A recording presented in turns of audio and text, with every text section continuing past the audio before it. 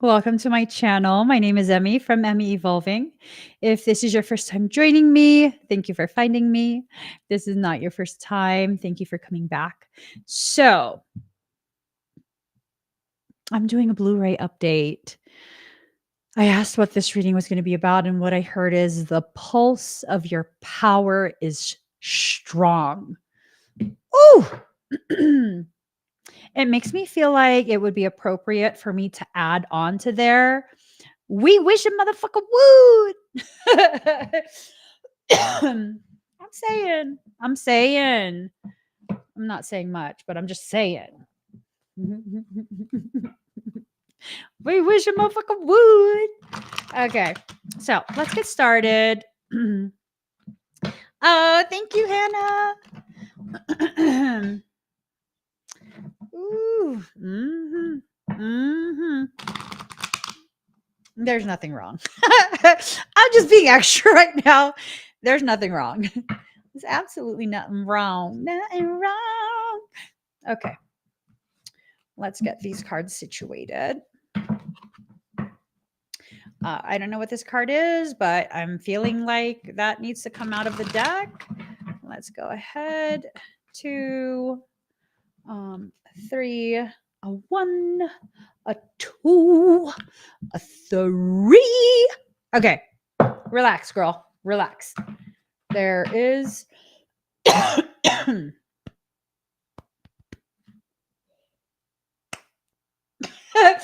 don't know what deck to pull from. I feel like I need one more deck. The sun will come out. Okay, this has to do with dragons. Ooh, I don't know what about dragons, but it has to do with dragons. Okay, we're pulling from the dragon deck. And what other deck? One final deck. Oh, okay. Those cards all fell out. We're just going to go ahead and let them stay out. Put you back. And then this. All right, let's get started, guys. Let's get started. Okay. So there's a lot that's been going on with energy. I'm hoping that even though it's been a lot, it's something that is taking you further down your path of development. I'm hoping that whatever this is, it's going to be good, powerful, empowering, healing type message for you. Okay. Right off the bat. My God. Oh my God. Oh my God. Ah. It's okay. It's going to be okay. All right. All right. Right off the bat, you know the guidance you need is coming from you. It's inside you already. Okay. This is about you really taking a moment to recognize how much you have grown over the year. I think for some of you, it's even over the past couple years, you've grown quite a bit. And I don't know that you've given yourself the credit that you deserve. I don't know that you've done that. So if you haven't yet, just start doing that. Start giving yourself the appropriate recognition for what you've accomplished in the time frame that you've been growing. And no, spiritual growth is not consistent. It's just not. Just like the growth of a child. It's not always a consistent thing. It's like, you'll go through a period where the child stays the same size. continues with the same mindset and behavioral patterns. And then, boom, one day the child has grown an inch, 2 inches, and none of their clothes fit. And you begin to notice that their interests have changed. They've matured, they've grown. The same thing with the spiritual journey. Okay. So I think this is a point where before you can get to the next part, your soul is asking you to acknowledge what you've already accomplished, what you've already been through. And, you know, it's not a bad thing. It might have been challenging. Um, the most profound growth is often very, very challenging. It's often very challenging. So something's already being initiated. It's being initiated on your behalf. It is something that is good. It's something that's good. It's good. It's good. It's something good. I know for many of us, we've become so wary about all of these different changes and processes because it hasn't felt so good over the last few months, last few years. It hasn't felt so good. It's going to be okay.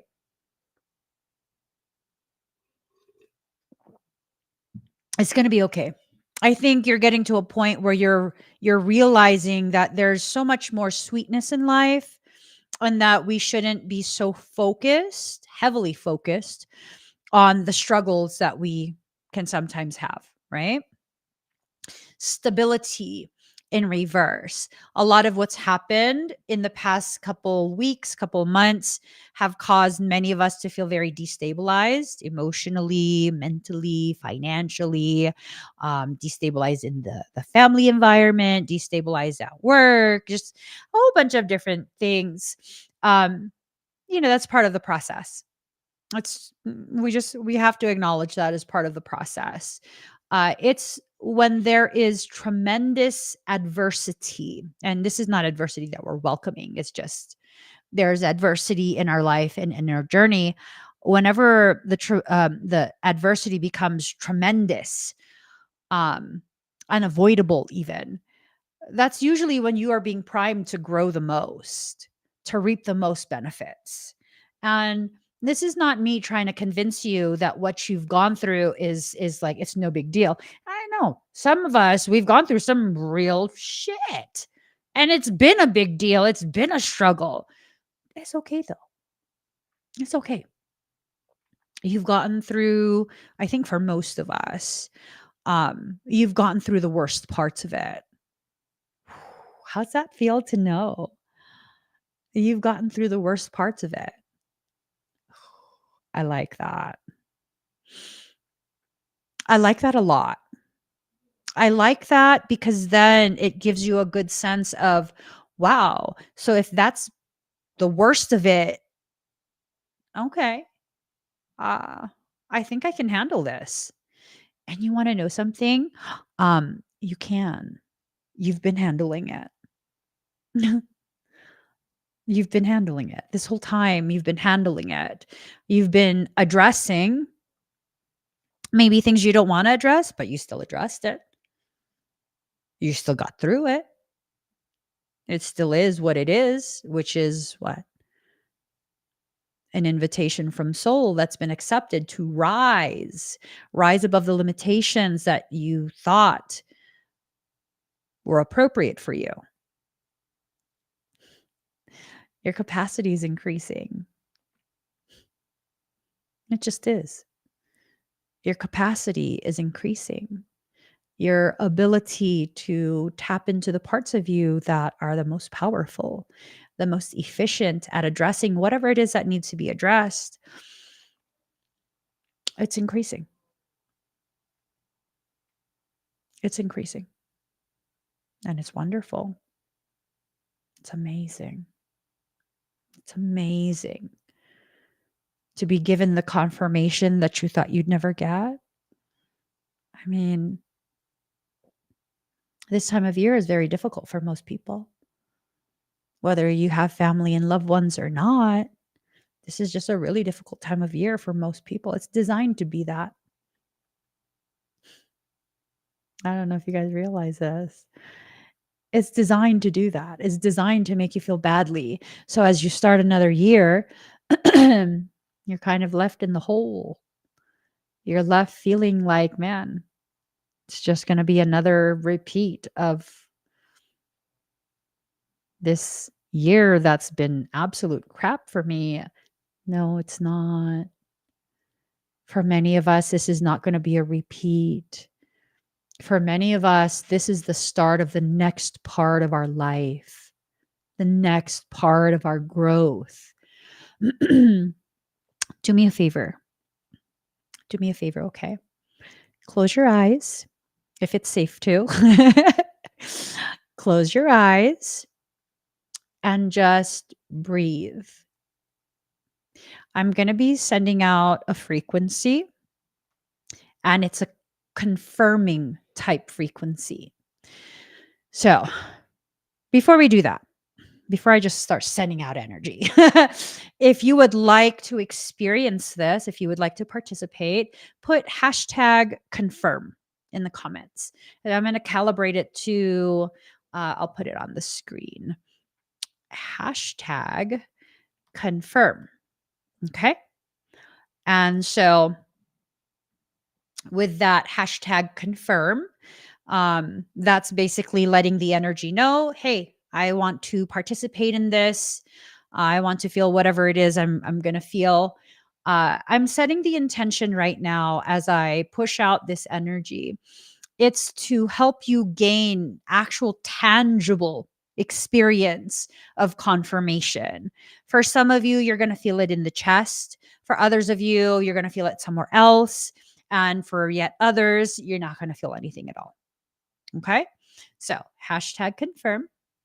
Just breathe very deep, very slow.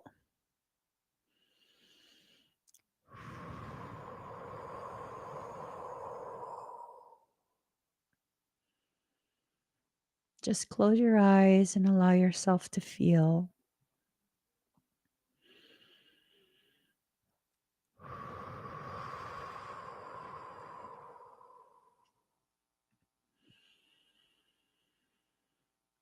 All right.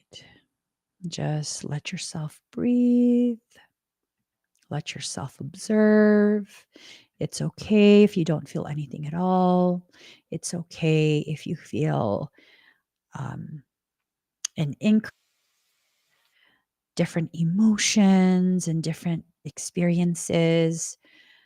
Just let yourself feel. Just observe. Be neutral in what you're observing. Right? Just observe. Are you guys feeling anything? Are you experiencing any type of anything? I don't know.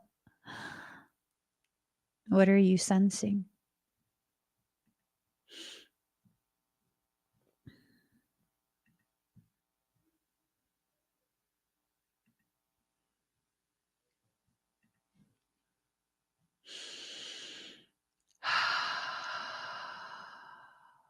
So the frequency is tapering off. Is tapering off. For those of you who felt something directly in the chest, that's a full-on confirmation. You are finishing off the last parts of a process that has prepared you to receive blessings upon blessings upon blessings. I cannot even emphasize this enough. Your life's about to change. For those who felt it in the lower portions, like their stomach, low belly area, this is something your soul is trying to like, hey, I want to bring this to you. I want this to happen for you. But you're still very fear driven. A lot of your decisions, a lot of the options you choose are things that have caused you to feel like, oh my God, I don't know. I don't, it might not be for me. It might this, it might that. What if? And, and you're blocking it. Your soul is letting you know, like, hey, Stop blocking it. I want you to have this. For those who felt it in the higher areas. Whew. And do you know what that means? Do you know what it means? Not only is your soul giving you the confirmation, your soul is actively recalibrating you. I have no intention of recalibrating anything. I simply utilize the frequency sequencing that I know would confirm. And then your soul went ahead and began utilizing that to recalibrate aspects of you. That means you're not just going to have blessings upon blessings. Do you know what that means? It means your soul's purpose is being activated. Do you know how deeply this will change your life for the better? The struggles that you've known for how long? That's the thing of the past. Your soul is aligning all of these different components that are necessary for you to exit out of that, fully exit out of it. Not just things improve a little bit. No, no, no, no, no. No. I'm talking about messianic level healing. You know what messianic means? It means Messiah level. It means you are part of the group that is here for tremendous service to the world. If that's what you're here for, baby boo, you should not be worrying about finances, where you're going to get food, where you're going to get rent, where you're going to find peace for just a few minutes out of the day before the onslaught of stress returns. You're not supposed to experience that. Not on a daily basis. I was talking to my cousin earlier, and I rarely call people. I rarely call people. I'm just like, I'm in my own motherfucking world all the time. And I called her earlier, and we were chatting for a bit, and it was just kind of like, I don't even have fucking gossip to give you, cousin. I'm just like, just give me the tea. Give me the tea. Let me know what's happening with other people, because I got no gossip. I got nothing. We just sit at home and we sit peaceful, and it's just there's nothing. Nothing. There's nothing. Whenever there's a need, right as I need it the most, it pops up. It's provided. Nothing in excess, just whatever the need is provided for. Right? It's provided for. Everything is fine. I don't have to worry about things. I can choose to worry about things, but I already know. That's nonsensical to waste my energy that way. I just have to maintain my knowing, my gnosis. This will be provided for. It will work out. It'll be perfectly fine. It will work out. Everything will be provided for. And it always is. It always is. Right? I don't waste any more of my energy on nonsensical things that just drain me. For those of you who are sensitive to energy, have you noticed a change in mine? There's just something different. There is almost like no resistance. There's something not quite tangible yet. You can sense it, you can feel it, but I don't know. Did she get more powerful? Was there an activation? Was what happened? She feels different. Right? I just woke up one day and I was like, I'm done fighting. It is what it is. I'm done fighting. I'm done stressing. Stress will still try. Drama will still try. It just kind of is what it is. And I'm fully on board. I'm fully on board with soul. I'm not just saying it. I feel it. I feel it through every part of me. I'm fully on board with soul. Soul, what you want me to do? Oh, you want me to do that? Sure. When do I need it done? Okay, I have it done. What else you want me to do? You need me to reach out to someone? I mean, what is it? Tell me, your girl will do it. Soul never asks me to do anything um that compromises my integrity, anything that's intentionally hurtful or harmful to someone else. Soul never asks me to do that ever. Ever, ever. And when I get all bajiggity and like I'm pissed off and I want to retaliate, and then soul is like, okay, are you going to? No. And so it's like, good. Okay, get it out of your system. Think and feel whatever you're thinking and feeling, and then be done with it. And then get back to work. Get back to what needs to be done, which is what? Whatever grows us as a community, grows us in the most peaceful manner possible. That's what my energy is for. Not for any of the other stuff. Not for any of the other stuff. No more. No more. No more. And it's not even like, hell no, you can't have my energy. It's just like, you can try, but I don't want to waste your time. I'm going to tell you right now, it's not going to work. But you could try. It's up to you. It's up to you how you use your time and your energy and your effort. It is what it is. It just is what it is. Right? Allow yourself to get to that space. And it's not a space of ambivalence at all. At all.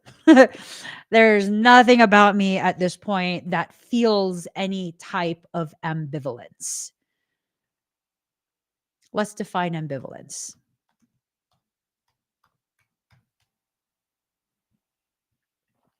Okay. Having mixed feelings or contradictory ideas about something or someone, uncertain, unsure, doubtful, indecisive, inconclusive.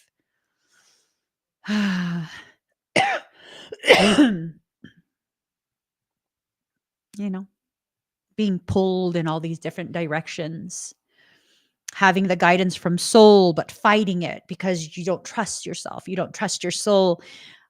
You know, we all go through those things. We do. We all go through those things. We question people. We question ourselves. We question life. So many questions. So many questions. That's part of your growth. That's part of you being in the process of growing. That's what that is. Okay. So, fertility, for many of us, we are experiencing a cycle of extreme fertility. Do you know what that means?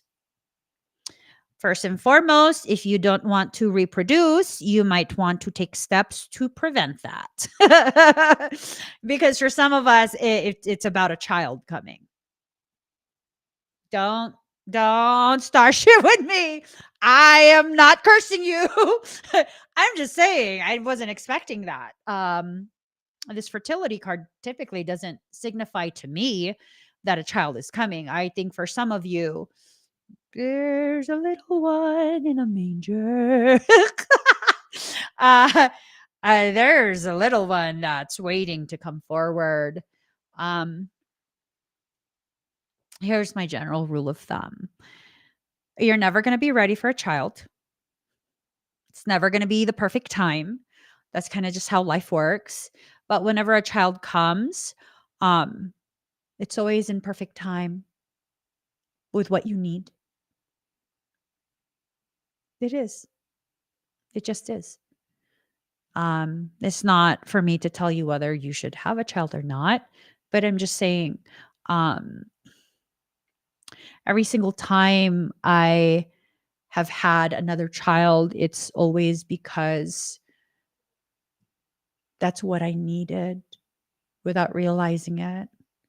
Each one of my children have healed a different part of me by simply existing. Right? So if you're not ready, if you really truly feel like you're not ready, um, You just have a talk with your soul. You let your soul know, I don't know if I'm ready for this.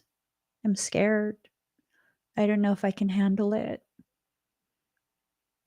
Maybe if we can wait, because I just feel like I'm not ready. And really have an open conversation with your soul, right? That's not unfair to ask your soul to wait. And your soul is not interested in creating circumstance that will be convoluted. So you just have that conversation. And then you deal with things as you see appropriate, because it is your life. It's not for me to tell you to do something or not do something. But for some of you, there is another life that's wanting to come through you. And that's an important thing to know. And I think for the ones who the message is for, you're feeling yourself maybe get nervous or maybe get excited hearing that. Because for some of you, very small portion, this is something you've wanted. This is like a miracle baby for you. And then for most, it's like, oh no. And you're getting a little bit nervous and a little bit scared. Talk to your soul. Talk to your soul. Okay. Take control of the situation. Talk to your soul. Express your needs. Express the need to understand. Express the need to wait. Whatever it is you need to communicate with your soul. Your soul's always listening to you. So, the other meaning of this fertility card is that you're about to create a very profound circumstance for yourself. An opportunity is coming. A powerful opportunity is coming. The type of opportunity that if you allow it, if you support it, if you select that option, you're going to see your life completely change within 6 months. Before summer, your life will completely change. I cannot emphasize that enough. You have to be on board. I don't know how it's going to play out. I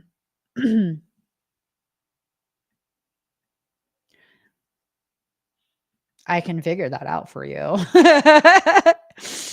I could. I definitely could. I could figure that out for you, but mm, hmm. Mm. This is a general reading though. I don't want to like misadvise tons of people simply because I'm picking up on like a specific person or a select group of consciousness. Um, So, what we'll do is this. We do still have our holiday sale going on the website. If you'd like to get a private reading, we could absolutely focus on this for you. And we can get messages from soul for you. And then that way it's completely tailored to you. Um, this question right here. Hi, Chris. What if a bad person stole your soul in the past, Chris? Whoever told you that is a liar. Whoever tried to convince you of that is a liar. Okay? Someone cannot steal your soul. That's not how souls work. They cannot steal your soul. That is an attempt to dominate you in this life by trying to convince you of something. That is a lie. No, no. That's not to say a bad person in a previous life didn't try to, but for them to be able to successfully steal your soul, nope, that is a lie. Nope, nope, nope, nope, nope. I will never allow anyone to mislead you in that way. Okay? Whoever told you that, and don't tell me who told you that, you let them know. Emmy said you are a lying ass motherfucking hoe. Boosh. I'm serious. Let them know. Emmy doesn't know who you are, but she said you are lying as motherfucking hoe. You know what I'm saying? Okay. You let them know. Don't tell me who it is, because then I'm going to have someone that I'm pissed at for fucking with you. You've been through enough, Chris. You've been through enough. And I'm not going to tell you that if that's not the reality of you. You know me already.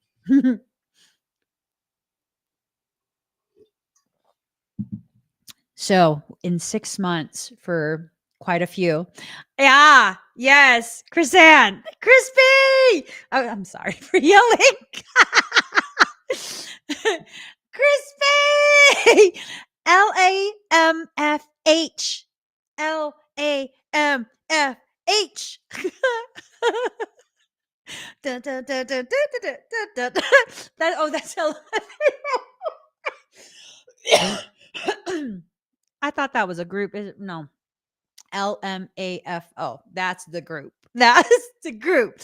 It's not LAMFH. Okay. There's no. Oh, my kids fucking love that song for some reason. Jesus Christ. That was, oh, Lord.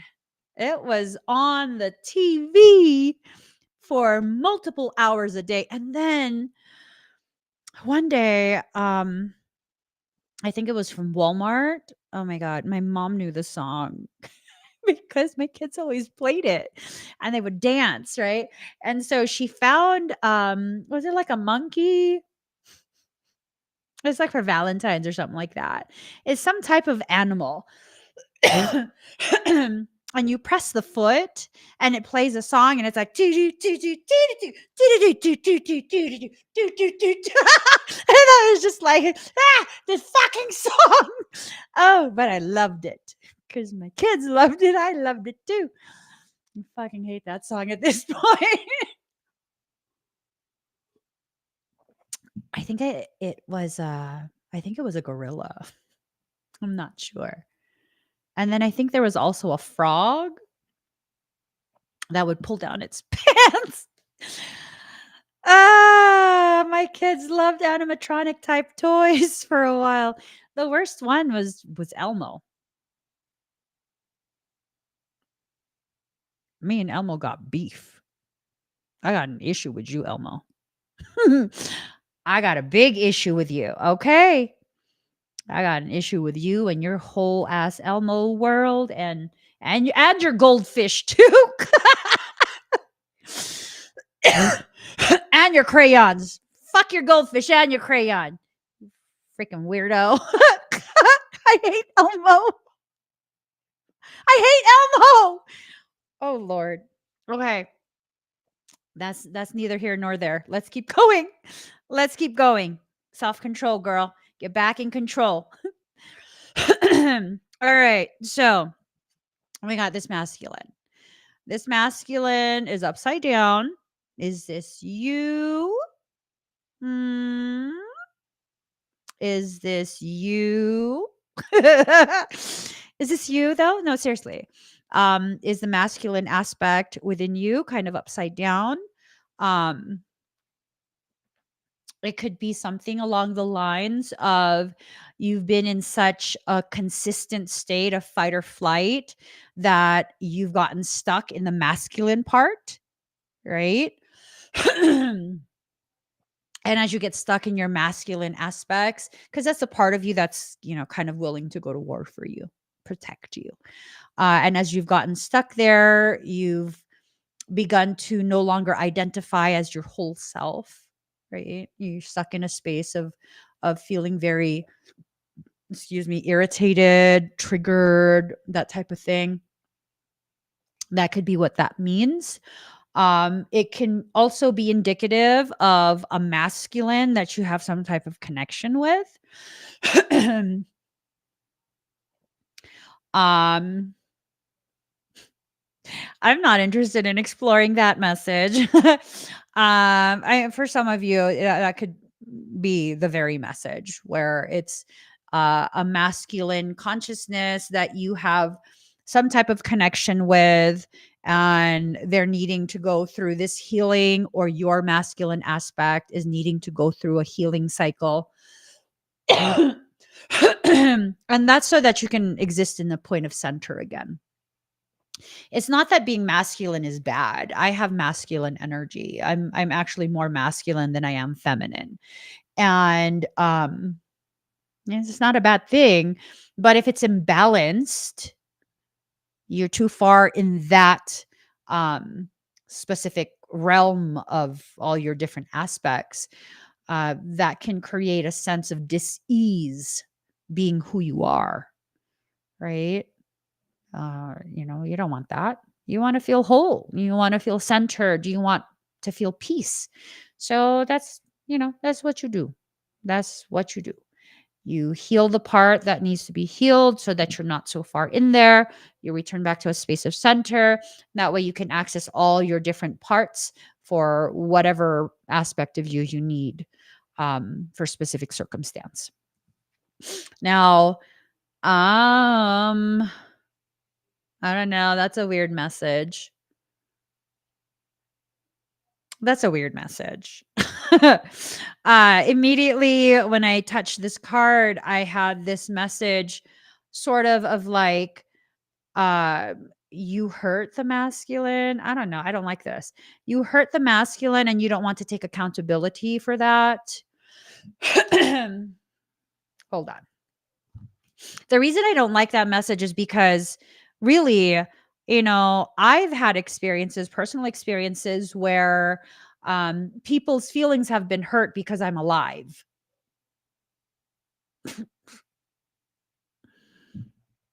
That ain't my fucking problem. That's kind of just how I feel about it. Like, oh, no, your feelings are hurt because I'm alive? That's your fucking problem. That's not my problem.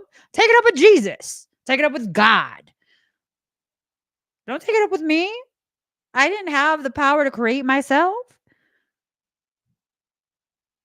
What do I care that you're offended and your feelings are hurt that I exist? I mean, have I done something? No. I stay in my own lane. So, how is that my problem? But at the same time, it's kind of like maybe there's another meaning to this. You're not, or maybe they're not. They're not taking accountability for the fact that they hurt their own feelings and they're projecting it onto you for some unknown cockamaniac reason. I don't know. That amused me. I don't know. I don't know. Hmm. Hmm. I'm leaning more towards that because the first perception, I don't know if maybe I just picked up on this dangalanger's emotions. Hmm. So, okay, let me explore that a little further.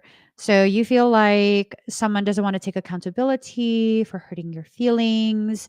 You are responsible for your own happiness, sir. You're very upside down in the way you see things. Please explain to me, what could this possibly mean?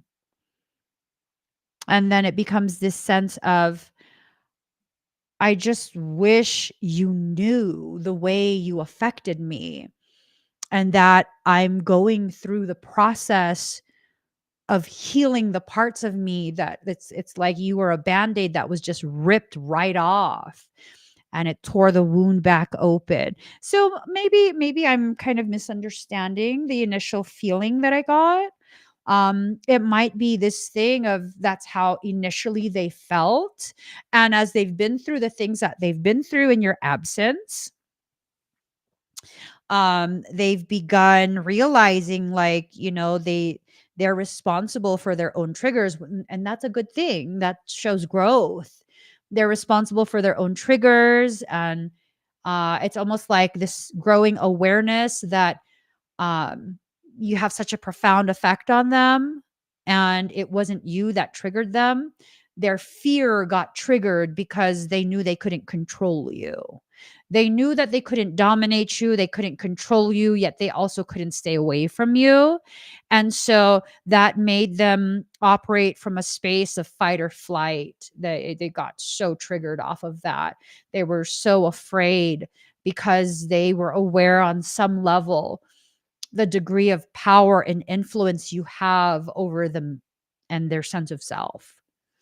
I don't sense that you took advantage of that or exploited it in any way.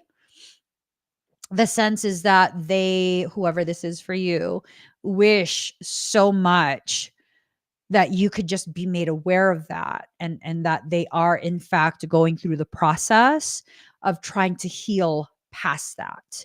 And I think that's the extent that I want to explore it. That's a, that's a pretty um powerful message for those who have almost like a sense of unresolved um circumstance with another person, especially if they're um this upside down masculine energy. So there's this awareness, this awakening that's happening. It's an increasing of awareness, an increasing of your knowing of what needs to happen for you, how this is unfolding for you, and all of these other really amazing things, right?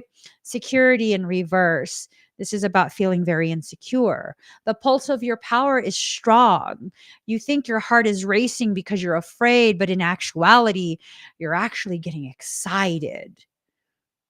You're being stimulated. So I've owned dogs my whole life, since I was like little.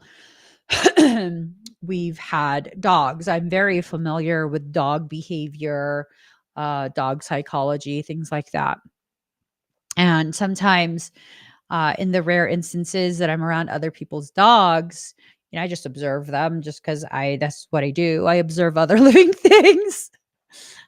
I don't know. I just do. That's my thing. And I see often that people don't understand where their dog's head is. I'm just like, I don't know that this is okay, because they'll think like, oh, the dog's tail is wagging. It's happy. And I'm like, no, that dog is getting overstimulated. It's having a hard time. uh that's not a sign that it's happy. It's considering some questionable behaviors to protect itself. You're encroaching in its space. So sometimes people will like approach a dog they don't know. Why would you do that? Stranger danger, bro. Stranger danger. And the dog will be wagging its tail in a certain type of way, and they think like, oh, it's friendly, and it's like, no, it's nervous. It's increasing it in its agitation. You're encroaching on its personal space. It's going to prepare itself to defend itself. You're going to get bit. And some people are like, oh my god, I don't know, my dog just snapped out of nowhere. No, no, sir. It was letting you know for quite a few minutes. It was letting you know. I remember one time I went over to my friend's house, and they have she has this like rather large weenie dog. And um there was something about my energy that kind of spooked the dog. And I was just like, okay, I'm going to totally ignore you. I'm not going to try and interact with you. I'm going to let you kind of just be in the same space as me. So you can understand I'm not a threat. I'm not going to do anything. But that was during a time where my energy was booming. I was going through a lot of things. And so my energy was in a very defensive type state. Even though outwardly I seem very chill, very calm, my energy was not being expressed like that. And animals they read energy. And so I'm in my friend's house. I had been in there before. And this particular time, um, her dog was like constantly barking at me. And I'm just like, I'm not going to try and pet you. I'm not going to do anything. I'm not going to go towards your mommy. I'm just going to kind of stand here and just stare at everything else. Right. And I could feel his agitation growing. And I assume my friend knows her dog. This is like her baby. And so I'm averting my eyes and I notice he goes behind me. He went behind me. He was under a couch. And then I suddenly felt a surge of like defensive posturing from behind me. That motherfucker ran up and bit the shit out of my leg. Just one mouthful of my little ass calf. And I was like, yeah! It fucking hurt so bad. At which point I turned around. I was like, what did you bite me for? And he was just like, whoa. And I was like, motherfucker, I wasn't even doing anything to you. My friend was like, whoa. I was like, girl, your child just attacked me. I mean, obviously she was very sorry. And then, they were like, okay, that's it. Put him in the room, lock him in the room, their bedroom, because I wasn't going to be there long. And I was just like, oh my God. And so I had a bruise from one half of my calf all the way around to the other side of my calf, the entire length. Because again, I have a little ass calf. And yeah, he broke a little piece of my skin, but it wasn't too bad. But the bruise was black. And I realized then that was on me. That was on me. I knew my presence was making him uncomfortable. And rather than asserting myself in that space, like, hey, we're chill. We are chill. I was like, okay, no, you don't gotta be scared. And that hyped him up even more. I haven't forgotten, Moose. No, I was just like, he shouldn't be in trouble. It's my energy that was off. It's my energy that was off. I should not have turned my back to him completely like that. My energy was off and he was already agitated. He's protecting his family. That's not his fault. He's reading my energy. I should have corrected my energy before I came. And I promise you, that's the only time he bit me. Because the next time I came, I was like, listen, motherfucker. my, my friend's partner is like, he's a motherfucker. And I was like, motherfucker. No, I'm almost done. Okay, can you just set it aside? I'm not going to be stuffing my face on alive. My husband makes the bombest chicken doogies. They're chicken strips made of paleo flour and they're so crisp. I love it. So yeah, no, after that, I mean, he would still bark at me, but he skirted me. I'm like, I'm gonna fuck your ass up. Don't fuck with me, Moose. I told him he's so cute too. I just wanted to touch him. I wanted to pet him. He was so cute. But, it is what it is. He wasn't feeling me. After that, he stopped being hyper aggressive with me because I was like, hey, girlfriend, I just got to let you know if that little motherfucker tries to charge me again, I'm going to kick him because it's on. It's fucking on because he's big. He's little, but he's big. And I wasn't going to kick him hard. I was going to be like, I'm fuck your ass up too. We both going to be fucked up. And I told him that. I told him that. I was like, I don't give a shit if your mom's in the room. We both going to be fucked up. You try and bite me again. I was like, you never tried again. You see, that's how you cultivate your energy. Know that sometimes when you don't address what the issue is, when you try and side skirt it, when you try and avoid it, when you don't want to look it in the eyes and be like, hey, I see you, you see me, we good? It's going to be a bigger issue than it needs to be. It's going to be a bigger issue than it needs to be. Right? And no, I didn't have to get aggressive with him. I told him that one time. The next time I saw him, we both gonna get fucked up. You charging me again. I don't care if your mom's in the room. I haven't done shit to you. And he stopped barking. He was like, yeah. I was like, I'm not joking with you. You're not that cute. Actually, he was that cute. I'd let him bite me again. I would. I'd be like, no, please don't bite me. But, I had to let him know, I can be aggressive too. Stop it. And he stopped it. He stopped it. I think for many of us, part of the reason we feel so disempowered in our life is because we don't give ourselves permission to take the appropriate action. There is an appropriate response, and then there is an inappropriate response.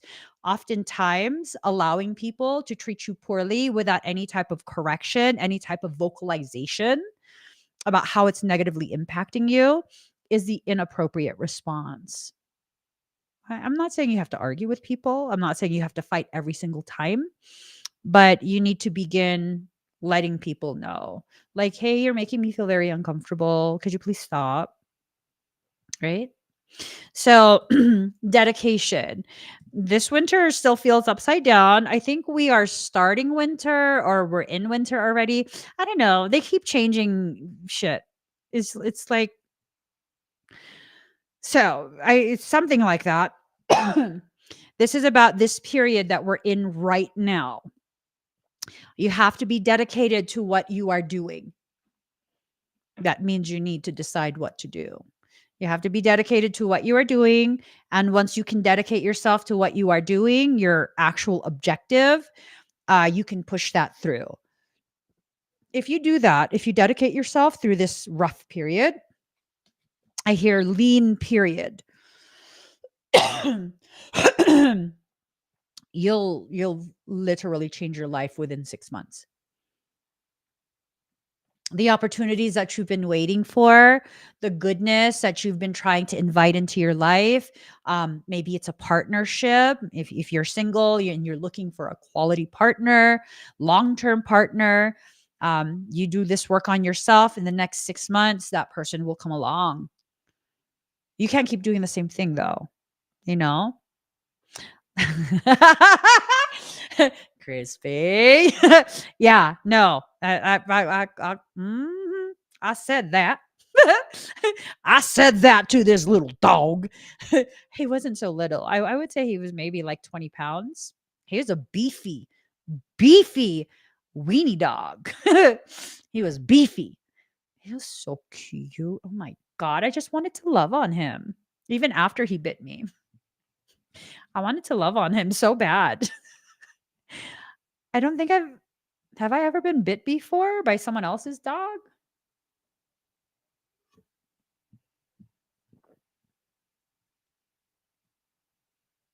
I don't think I have.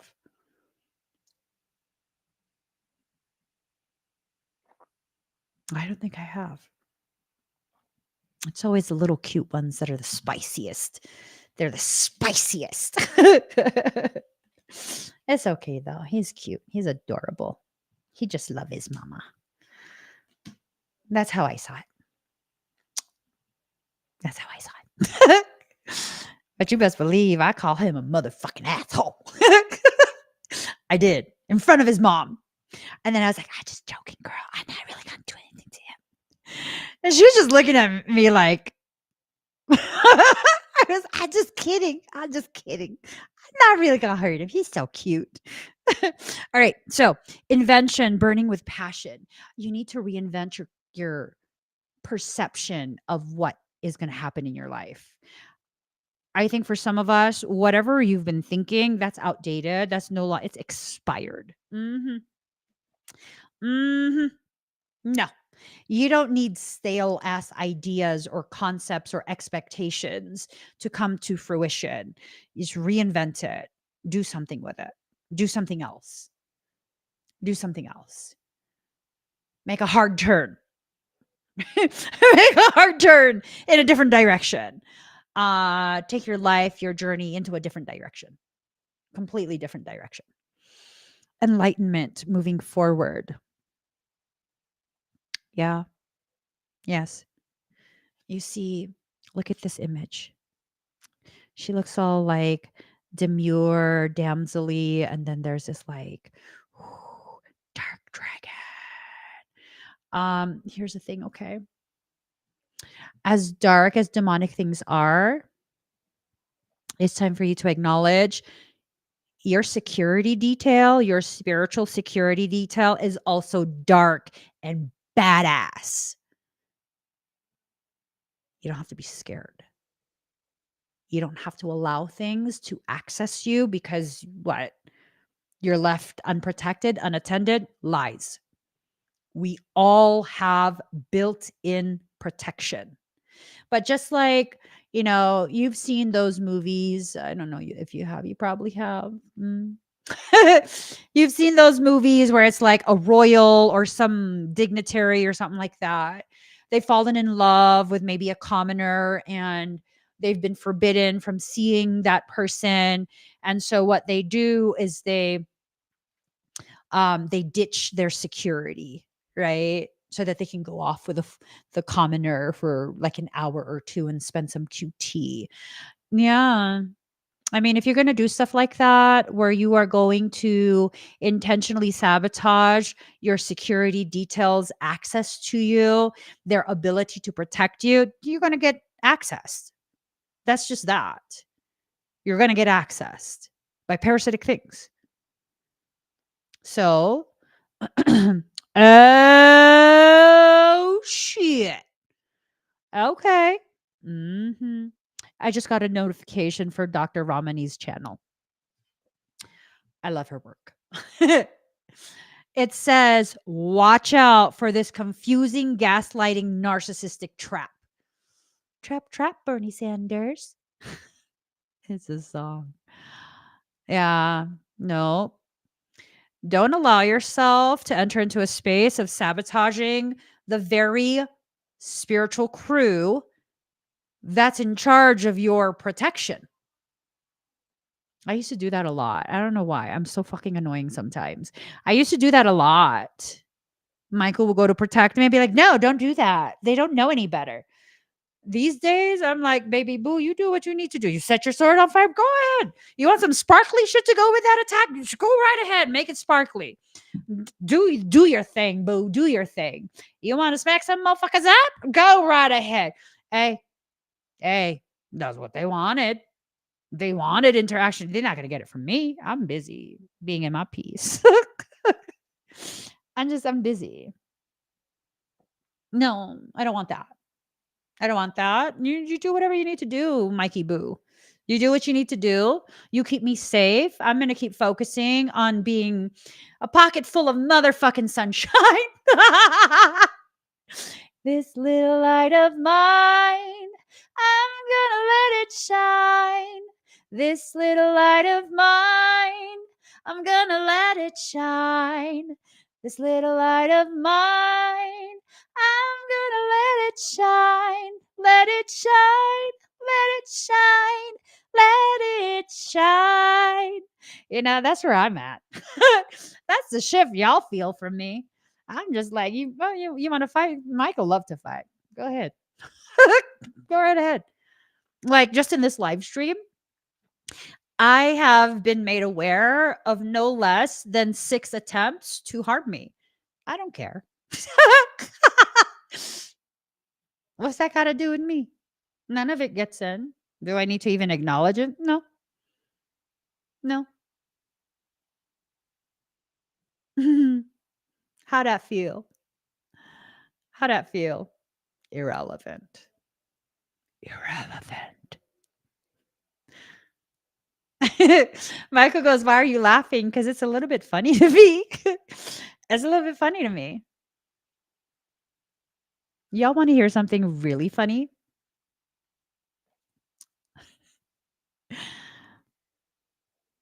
Michael's laughing too. It's funny to him too. It is.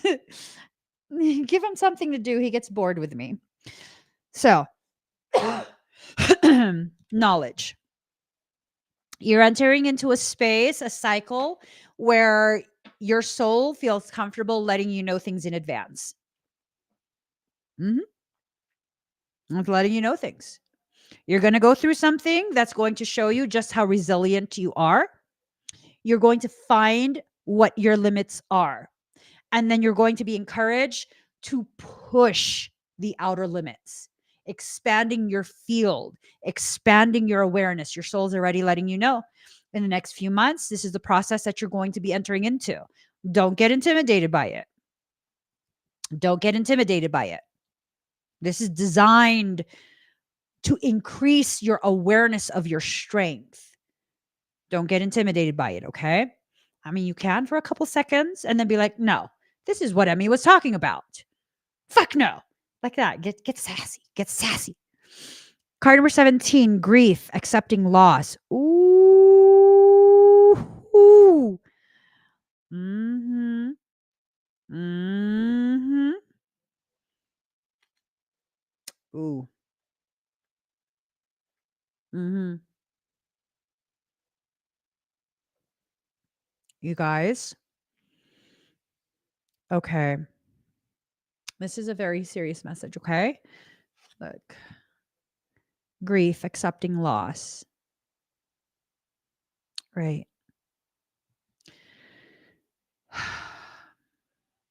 When the smoke clears, because there's like a smoke screen that's been wrapped around you for some reason, um, you're going to recognize the ways in which you've changed and how those changes are irreversible.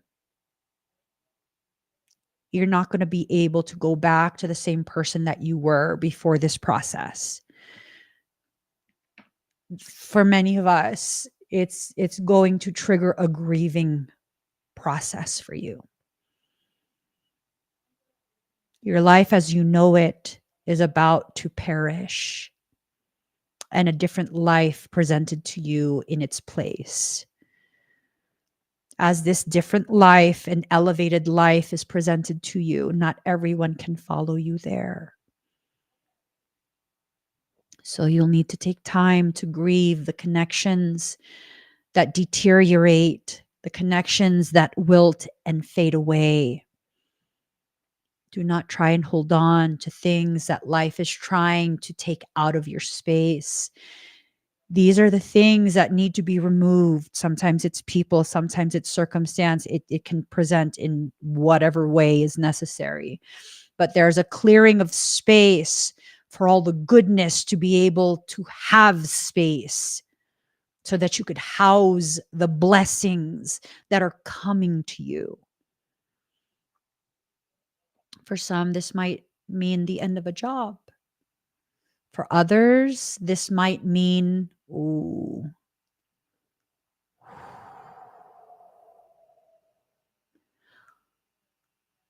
ooh. For others, this might mean specific actions that are needing to take place to correct the wrong that was done to you, either by a previous employer or a former friend. This is not about vindictiveness. This is not about retaliation. This is about a depth of correction. And you might be like, well, why did I have to go through that to begin with? I would have been perfectly happy never experiencing that. No, honey, you needed to. You needed to experience that. Why? What my life has shown me is whenever I experience the extreme in a negative direction, it's typically preparing me to be able to better receive, better understand, and better accept the blessings that were already on their way.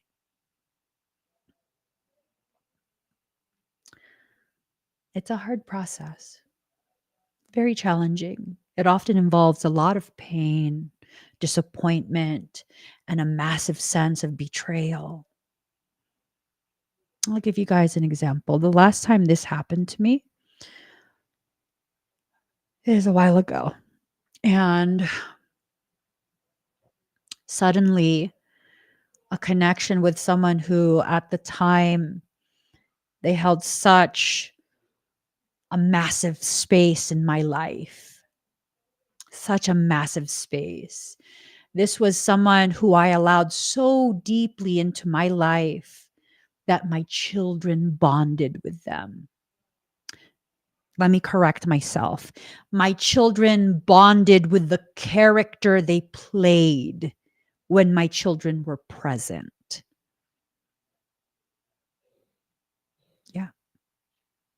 And because my children had bonded with that character they were playing, um, when they suddenly decided to try and tear me down because I asked a simple question, oh man, that was hard. That was hard. And as if that wasn't hard enough, and they knew that what they said, and I know as well, what they said was intended to tear me down, to just rake me with their claws. And it hurt. Oh, I ain't even gonna play. It hurt. It hurt my feelings because it was like, wow, wow. And as if that wasn't bad enough, they went ahead and they flat out accused me of being someone that took advantage of them. Wow.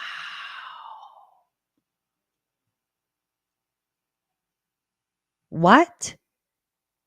Anyone who's my friend knows I don't do that shit to people. As a matter of fact, I do quite the opposite. I'm nothing but a fucking giver to the people I love. That's how I love. That's my love language. And so they did all that. Oh, and they made it a real fucking nasty thing that it didn't need to be. Trying to assert some type of dominance and some type of control, and just they just made it into like the ugliest fucking thing ever. And I said, okay, didn't respond. And there was a part of me that was like, why? Why did that have to happen? That's fucked up, dude. That's just so fucked up. It took me so far from center. And I was there in such a like ugly space of like, wow, I don't fucking trust people now. Like for you to have been such a part of my family, like we went on vacations together. Like what the fuck? And then acting like you don't know me and having experienced the most raw, most vulnerable parts of me, witnessing that shit for years, and then you using that information to fucking tear me down because I asked you a fucking question.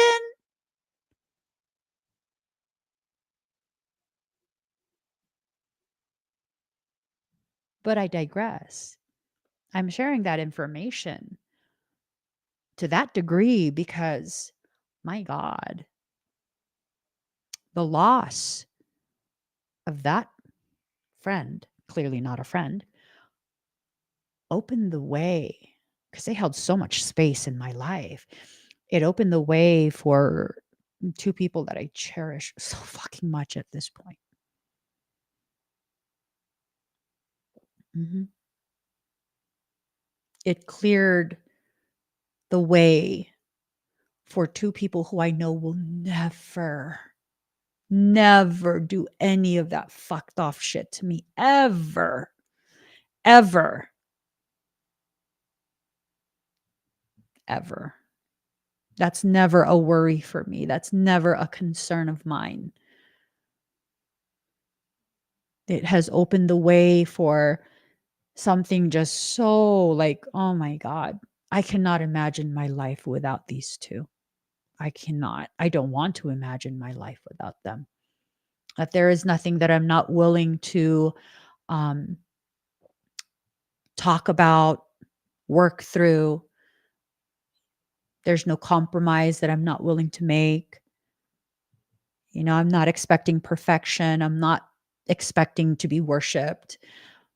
I just know they have the capacity and the willingness to love me in the way that I deserve, which helps to further my healing and my trusting in a very deep manner the people who have earned my trust.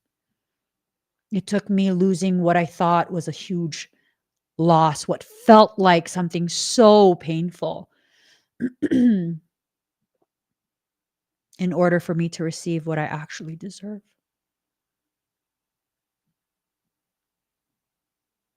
Sometimes that's how life works.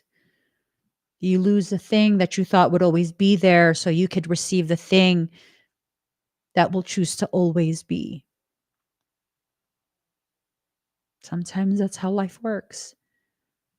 Don't fight your process. I could have sat there and begged that former friend. I could have apologized for what? Asking a question. And it wasn't even an accusatory question. It was just like, hey, can you help me understand why blah, blah, blah?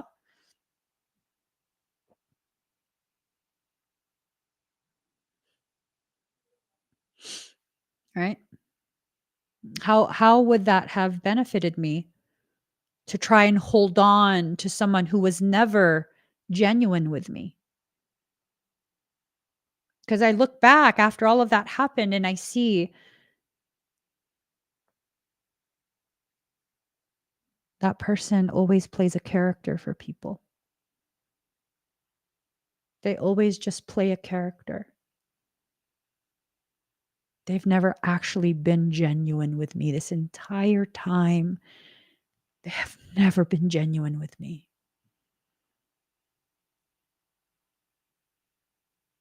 And because I'm very generous with the people that I love, after a while, they began to have an entitlement. They began to have this expectation. That's not something worthy of my time, my space, my love. And yes, that was a difficult lesson for me to learn. It was because it shook me to the degree that I felt like, I should just walk away from all friendships. I'm perfectly satisfied, just my husband and my children. I don't need anything outside of that. And I'm so fucking thankful for the best friends that I have. One was like, okay, I'm not trying to kick you while you're down, but this is a pattern. We need to explore that. And you don't get to tell me that I'm not allowed to love you because someone hurt your feelings. You don't get to tell me that. And I was like, oh shit, you're right. I'm doing my fuckery again. Like, I don't have to shut down like this. I don't have to punish the people who have been loving me appropriately this whole time. Right. And then my other BFF, when I finally explained some of the details, she's like, I don't fucking understand why people can say this shit like they don't know you. And I'm like, right? I'm not tripping, right? you know? And it just really helped to solidify, like, hey, these ladies, I'm gonna fucking love them for life. I'm gonna love them for life. And then it opened the door for another two to be such a deep part of my life. So, would I go through that again and feel that depth of betrayal, feel that depth of manipulation, and just feeling like I'm a fucking idiot, knowing what I gained? Absolutely. But I like to think that I've learned what I needed to learn so I don't have to go through that again. I'd like to think that. No, I know that. I know that. At this point, I know that. I know it with no questions. Trust, love, and friendship. There are those who love you, right? They love you with no agenda, no hidden agenda, no none of that. They just love you. They just want to be able to be in proximity to you. They want to be a part of your life. They want you to know that you deserve to be loved and they want to love you. Some it's romantic, some it's platonic. They just want to love you. You know, they want to love you. There's no ulterior motive. There's no, oh, I can get ahead. I can this, I can that. There's none of that. Those are such valuable people. Those are people you cherish.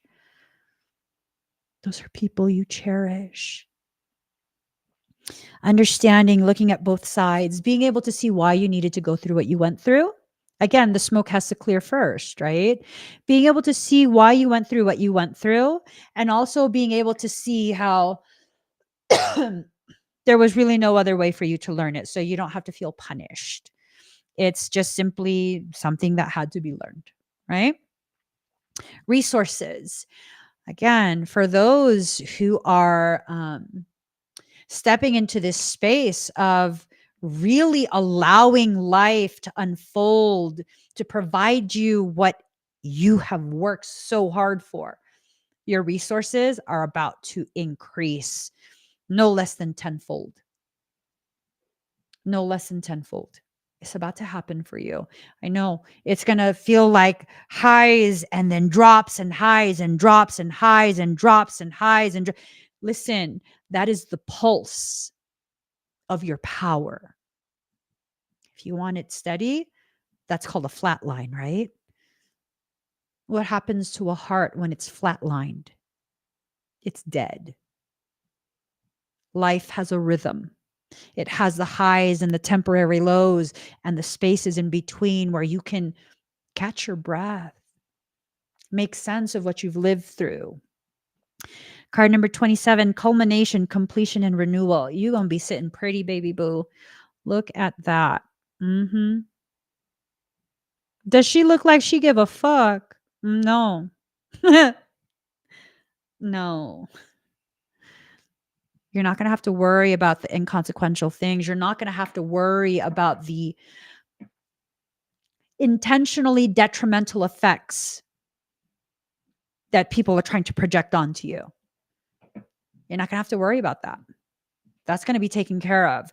You're going to have to do what your soul instructs you to do to take care of it, but it's going to be taken care of. It's going to be resolved. And people, ooh, fuck yeah. People are going to finally know their fucking place in your life. Ooh. Yes. Hey, if you've been struggling having to deal with a specific individual, hashtag claim that shit. That motherfucker needs to know their place in your life. They need to know what you will and will not tolerate. Hashtag claim the reading. Like, soul is gearing up to handle that. You're not going to have to get your hands filthy with their cockamaniac ideas of what they think they can demand from you. Hell no. Hell no. You're just going to live your life, do the right thing for you, choose your peace, choose your growth, and just keep being you. Yeah. Yes. That. All of that. So, let's see. Uh-huh. That's the issue right there. It's going to be corrected. It's going to definitely be corrected. See, I'm seeing the issues that are popping up. I think for some of you, you're on board. For others of you, you're not quite yet on board. You're going to get on board. You're going to get on board because you're going to see how this is playing out and you're going to be like, you know what? I know exactly what that girl was talking about. That girl. I know exactly what that girl was talking about. And no. So here's the thing. For some of you, you've been refusing to heal. And you're probably going to be like, no, I want to heal. Why wouldn't I want to heal? I'll tell you why. Because you've begun to identify the wound that you've been trying to bandage. And the prospect of healing on some subconscious level carries with it the fear that you will no longer exist. Because if you identify as the wound and the wound gets healed, then you don't exist. You'll get through this. You will keep existing. You will keep existing. Okay. You need to allow the healing to occur. Part of the process of healing requires you looking at what needs to be healed. Some of us are squeamish. right? Some of us are squeamish. We don't want to see the pus. We don't want to see the ways in which the wound has festered. You have a broken heart. Someone broke your heart. Someone betrayed you. And the way you choose to cope oftentimes is avoidance. You pretend like you didn't get hurt. You're just going to ignore the symptoms. That's common. It doesn't make you weak. It doesn't make you bad. It's just there's things that are happening to that wound as you ignore it. Things are happening whether you give it permission to or not. So the longer you ignore it, the more it's going to fester, the more infected it will become. You're going to have to take a good hard look at it. You know, I had dental work that failed, and the tooth ended up getting infected. And yeah, it was bad. It was so bad. So bad, and I kept ignoring it and ignoring it and ignoring it until it became so painful. By the time it became so painful, I was having heart palpitations. It became an emergency situation. My face swelled. The pain was extreme because for months, because I'm fucking ridiculous, I had been sedating the nerves. Because I told you I'm fucking ridiculous. I'd been sedating the nerves because I have a lot of, I don't know that it's fear. I just have a lot of distrust for dentists because they don't want to believe that I am anaphylactic allergic to both lidocaine and epinephrine. Like I'll fucking die on your chair. Literally, literally, I'll have a cardiac event. And they don't like to believe that. They're like, no one's allergic to epinephrine. Yeah, I am. I am. I'm allergic. And that's what makes me avoid the dentist as much as possible. And so by the time it became an emergency situation, right, like that, like it was really bad. And then the infection hit my heart. Yeah, that can happen. I became so destabilized. I should have went to the ER, but of course.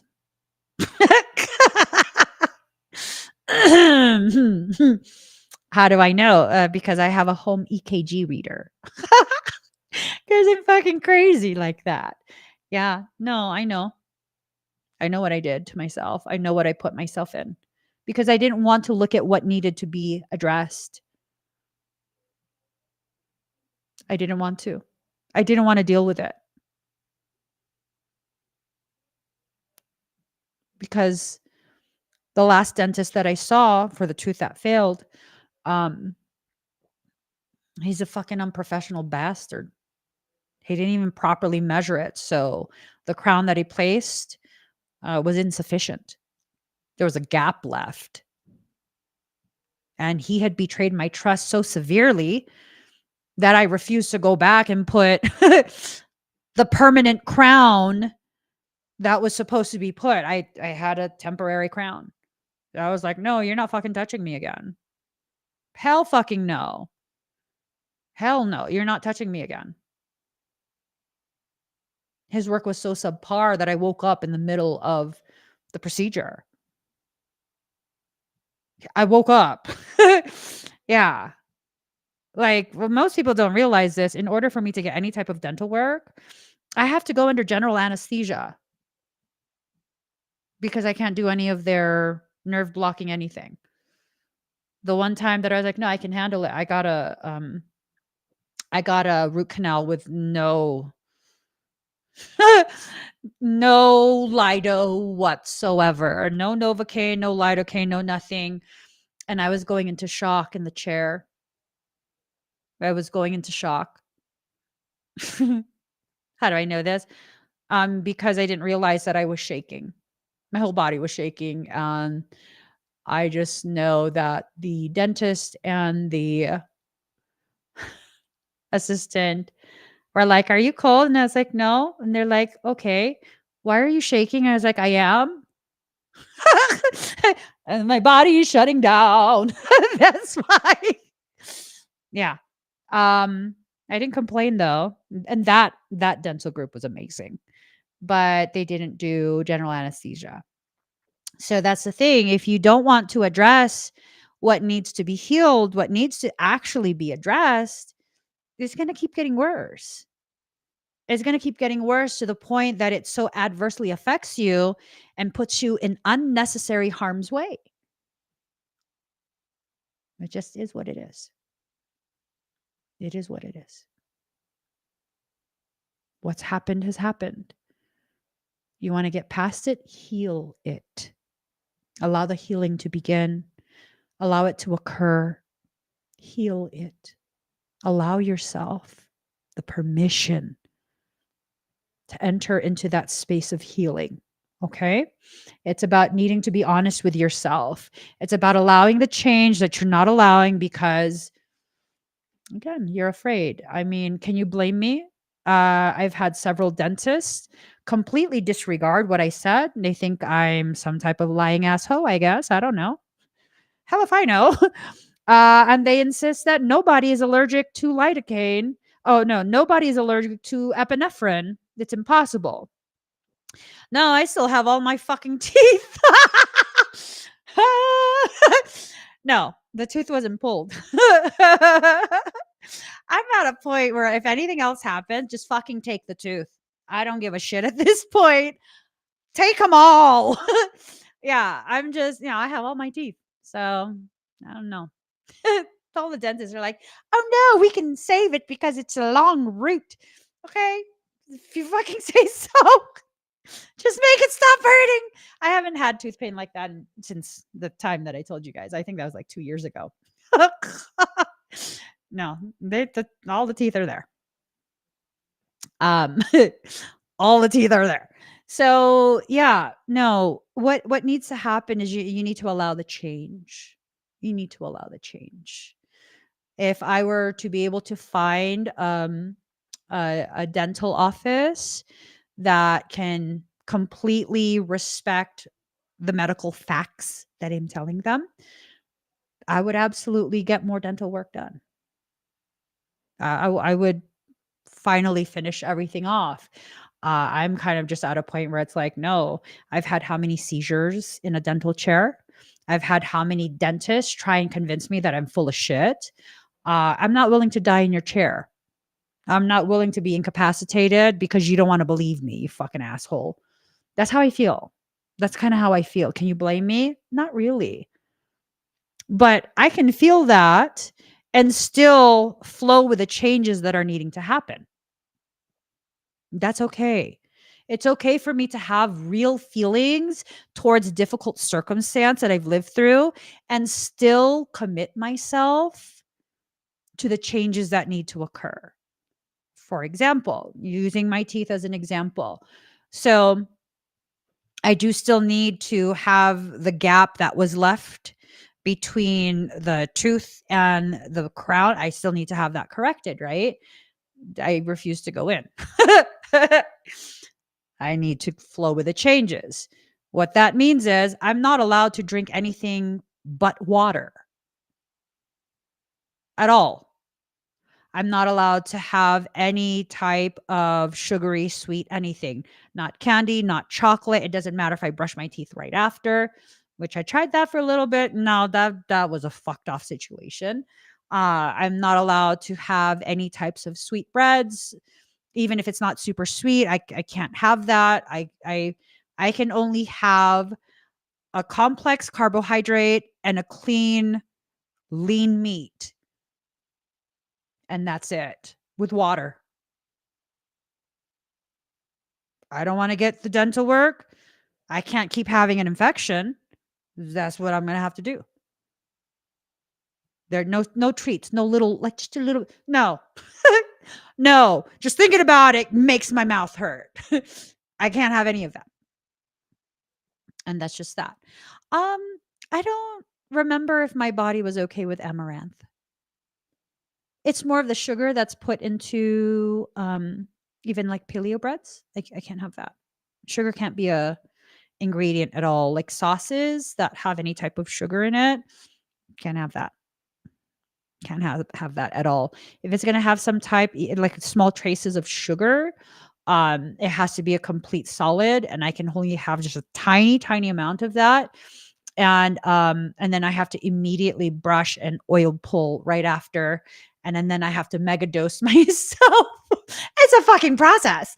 I have to mega dose myself with natural antibiotic type herbs for several days. And that's just not worth it for me. So I'm just not going to eat it.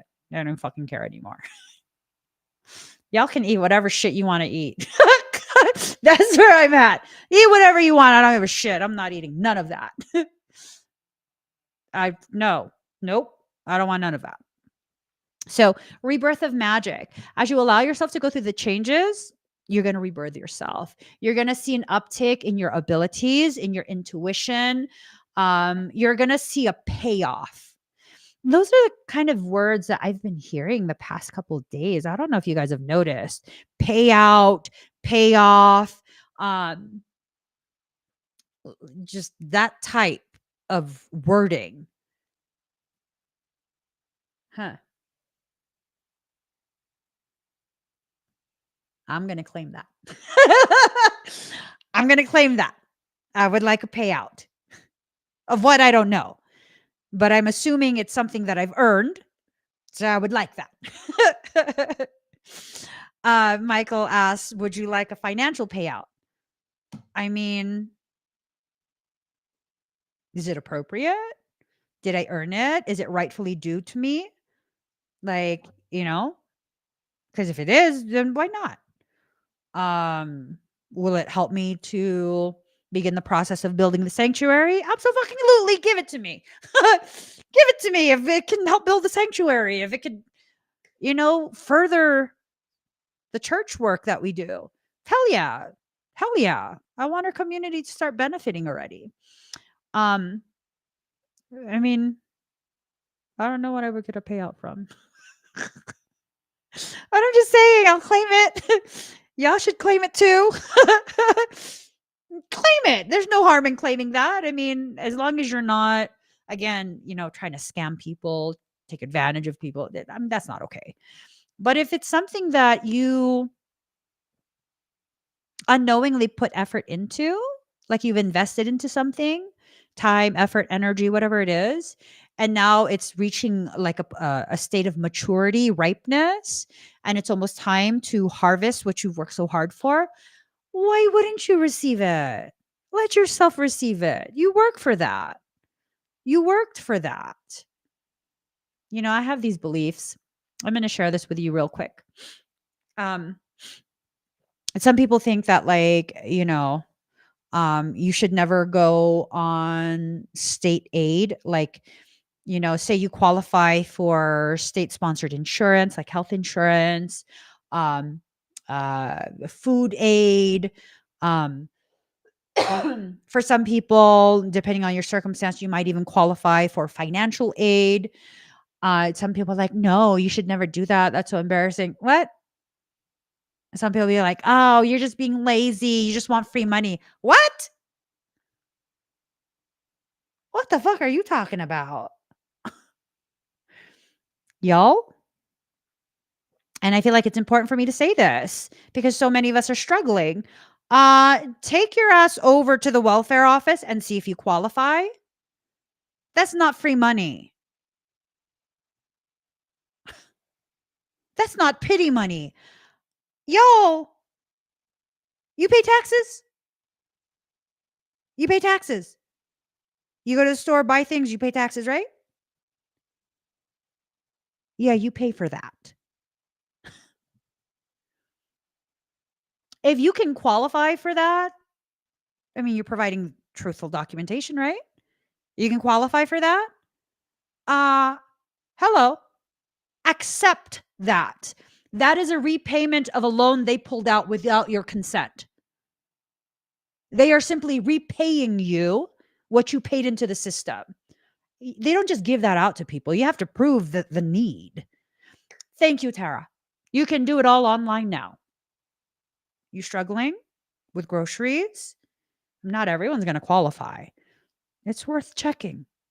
Let yourself receive some aid, please. Let yourself receive some help that you rightfully paid into. That is a repayment of a loan that was taken out of your wages. Oh, you haven't worked for 2 years? It don't matter. It does not matter. If you qualify, you qualify. Let yourself receive the aid you need. Struggling? I'm sorry. No, that is not okay. Struggling because you think someone else needs it more than you, baby boo, if you qualify, if you go online and you check if you qualify and you qualify, you're one of the people struggling. You need to let yourself receive that. There's nothing embarrassing about it. There's nothing embarrassing about it. Okay? Get some of that aid. If you qualify, you qualify. You're being truthful, right? There's nothing wrong with that. There is nothing wrong with that. I don't know who needs to hear this. Hey, there's nothing shameful. Everyone's going through something at this point. There's nothing shameful about it. Nothing shameful at all. Okay? So, royal return, but it's in reverse. Hi, Adam. I think the reason this is upside down is because you're failing to realize that you are one of the royals that need to return to their rightful place. Okay? Ooh, Cal, sister. mm, mm, mm-hmm, mm-hmm. No, I'm saying, yes, claim it. Claim the reading, girlfriend. Claim it. Y'all, it's time we stop letting people get away with shit that they should not be getting away with. And I'll tell you why. When they get away with it with you, they become emboldened. They're going to do it again to someone else because they were able to get away with it, right? They'll do it to someone else. They had no consequences. They become bold. They become ballsy.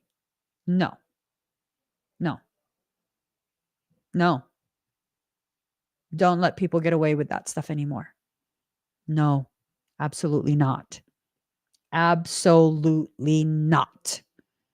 It's not just for you. It's for all the people who are to come after you that they would do this to as well.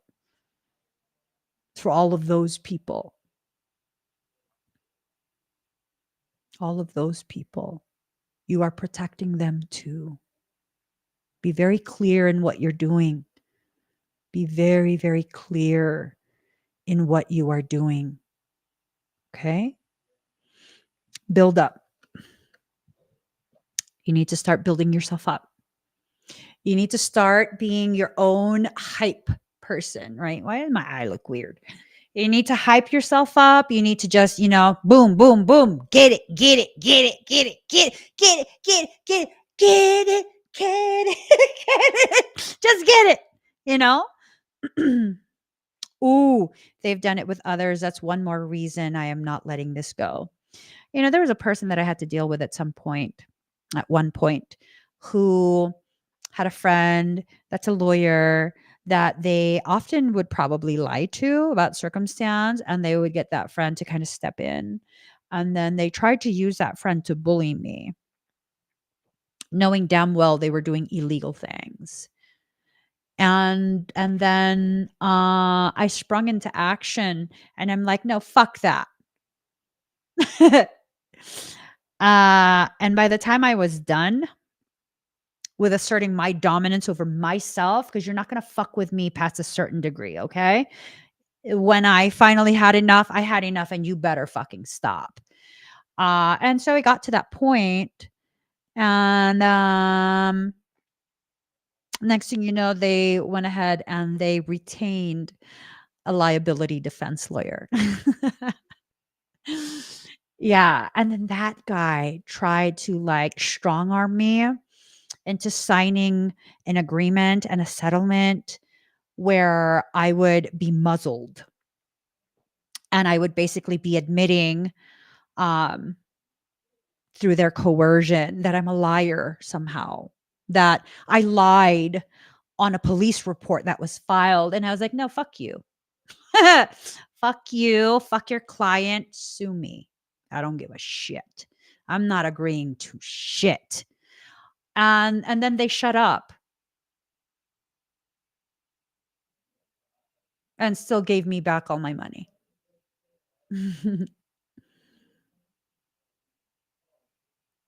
And they've waited, I would say, for the past long while. They've waited for me to take further legal action. Talking about trimming you up by your thumbs and leaving you to dangle naked. Like, fuck you. You're not going to bully me. You're not going to shut me up. I will not sign an NDA. Fuck no. It's my life. I'll talk about my life if I want to talk about my life. My life and what I learn in my life is mine.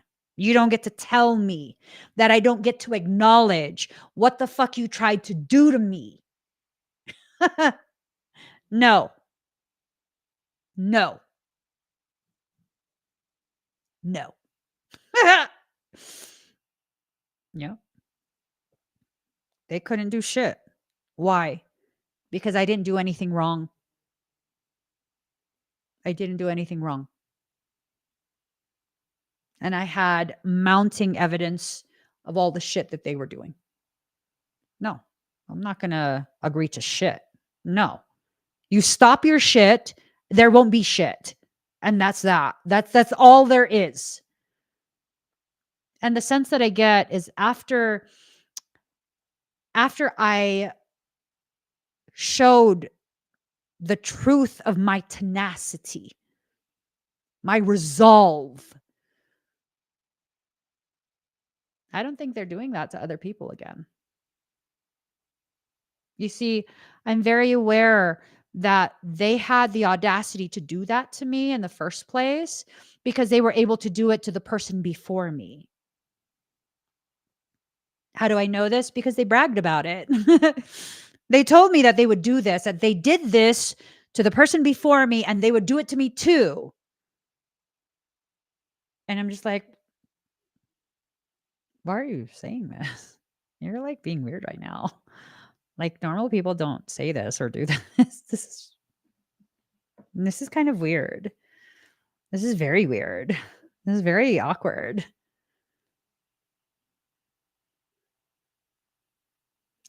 You have to be where it ends, where it stops.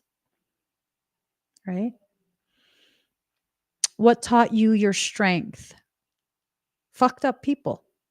And that's the reality of it. Yeah. That's the reality of it. Here's the question, you guys. What taught you your strength? All the fucked up situations that I got into because people saw me and my kindness, my softness, and my grace, and they thought they would go ahead and exploit that. And I allowed them for a time. And because I allowed them by way of no appropriate response to the start of their fuckery, it got worse and worse and worse. And these days, I'm now quick to be like, you're up to some fuckery. Stop it. I know what you're doing. Stop it.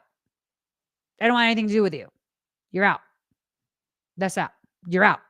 I'm good. I'm good. I'm so fucking good off that. And people know I mean it. People know I mean it. Because why? I'm done. I'm completely done with a lesson that I had to learn about catering to the demands of terroristic people. They never start at like a level 10. They start maybe at a level 3 or 4, something where it's like, "Oh, am I just being sensitive? Am I just it's me, huh? Oh, maybe I'm just having a bad day." And then they continue to escalate it, testing the boundaries. How far can they stretch you? I'm very flexible, but not for fuckery like that. No, no, no. Is it better to love and lose and learn than to not let anyone in? Then clearly you're not learning if you're continuing the same behaviors. You're not learning anything.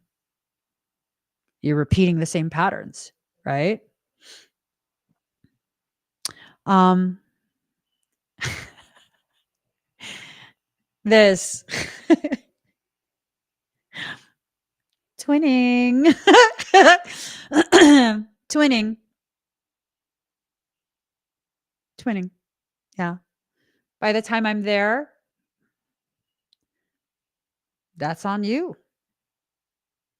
By the time I'm there, that is abso-fucking-lutely your fault, your doing, and you deserve all of it. And that's that. That's that. Yes. When you know this about yourself, know that every time you're there and you go for it, you commit to the correction. Is I want to be clear. Um, it's absolutely necessary. There, it's not about vindictiveness. No, it's necessary. That this is the only way to stop it. I'm learning that about myself.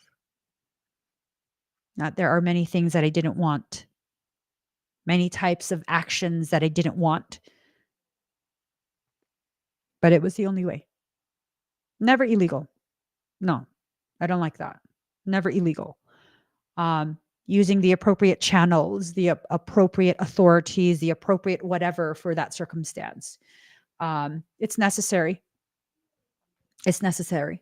So, as part of this 6-month period, for those who are going to really commit to the process you're being placed in, excuse me, you're going to experience a circumstance that feels like a betrayal.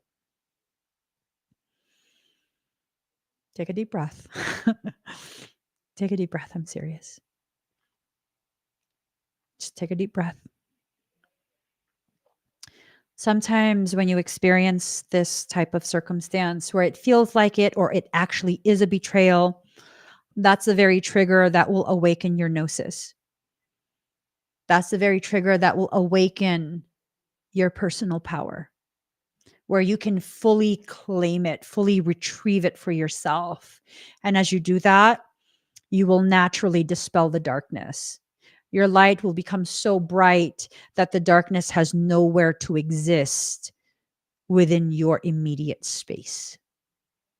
Now, I'm not talking about darkness as in your shadow aspects, okay? That is a valid part of you.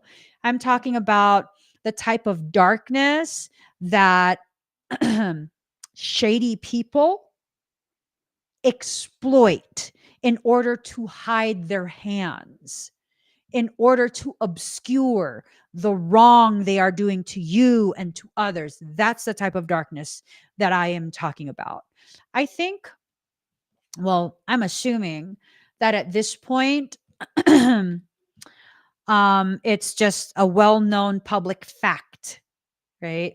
A well-known public fact that I talk about my life. And that if you think you're going to do shit to me and me not, me hide it from everyone to protect you, I ain't gonna fucking do it.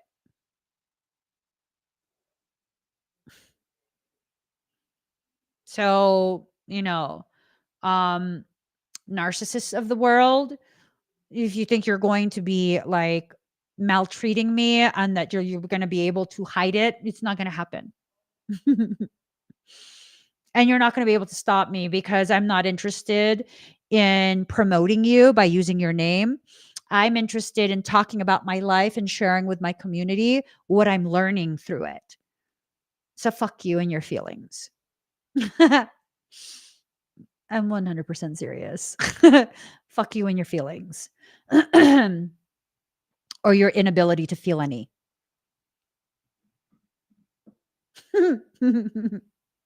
Yes. Yes. You know? um so you guys pick card 1, 2, or 3, and I'm gonna pull. Well, I already pulled the cards, but I'm going to give you information. Okay. So card 1, 2, or 3. No, I'm not doing personal readings for people during this live stream. I'm sorry. This is general reading, and if I do one for you, I have to do one for everyone. It's only fair. So card 1, 2, or 3. And I'm going to start with card number 2. So if you chose card number 2, this is for you. And yes, you can pick more than one card, whatever you're drawn to. All right. So those who chose hashtag 2,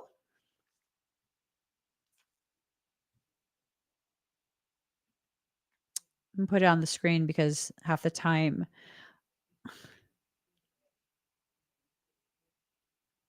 Don't irritate me. I'm not giving you a personal reading or your brother. You either pick card 1, 2, or 3, and you get whatever message that is, or nothing at all. Don't irritate me. I'm about to start my period. I'm fucking hormonal. You think I'm joking? I'm joking. Does this look like a face that's joking? I might joke a lot. I'm not joking right now. Don't irritate me.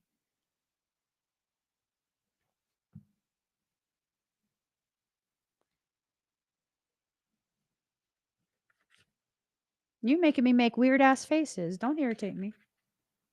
Anyways, they're on Facebook. Yes, they're on Facebook.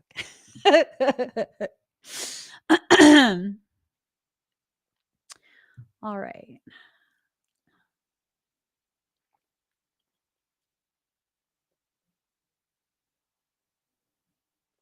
Mhm. Mhm. Mhm.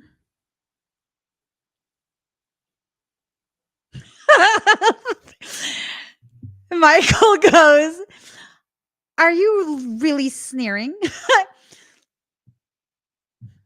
Maybe a little bit. Okay, card number 2. Moon, soul. All things must come to the soul from its roots, from where it is planted. What does your gut say? The moon asks. This card is all about mystery, feeling, and hidden messages. The moon is receptive, it governs intuition and self protection.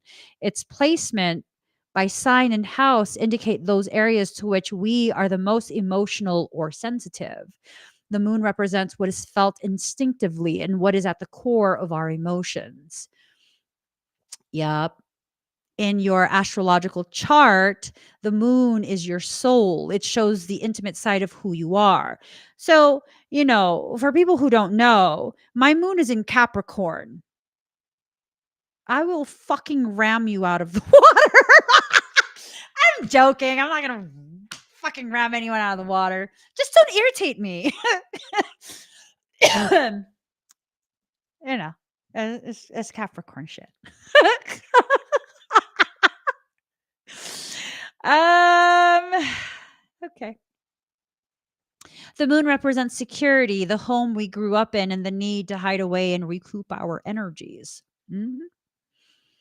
Okay. Oh, crowds belong to the moon, but also shyness, reticence, and things that occur in darkness. The moon shows how we respond emotionally and what we feel most deeply. Some people believe the moon represents who we are in secret and also memories from who we were in the past. The moon is our most innermost selves. About this matter, do not be shy. Allow yourself to shine. Okay? So you're definitely needing to shine. You're needing to allow yourself to just be who you are, maybe to showcase some of your most authentic parts. I think you've hidden so much of yourself away. And sometimes what it really means is you just need to let a motherfucker know. Okay. This card indicates fluctuations in your life. The moon changes signs every 2.5 days. So 12 different moon combinations mean great variation. But the moon is the side we keep concealed. Um, in a horoscope chart, when the moon has many aspects or is the most elevated planet in the chart, it is considered to have a strong influence. I don't know what any of that means. The lunar influence can be indicative of future fame. Okay. Governing the masses, what is likely to be popular. So, wait. Mm, let me see. Hold on. Hold on. I am very, very curious. I'm curious about my moon and the planet, and I don't know what any of this means. I'm going to be really honest. I don't know what it means. Let's see. Okay. How do you find your moon? Okay, it's in Capricorn. What else do I need to know? Mm, yo, I'm just saying. I'm just saying. My moon is fucking tied to some Scorpio ass energy. Don't be fucking around and finding out with me today. I'm just saying. I'm just saying. Hold on. Um, I just got to see this.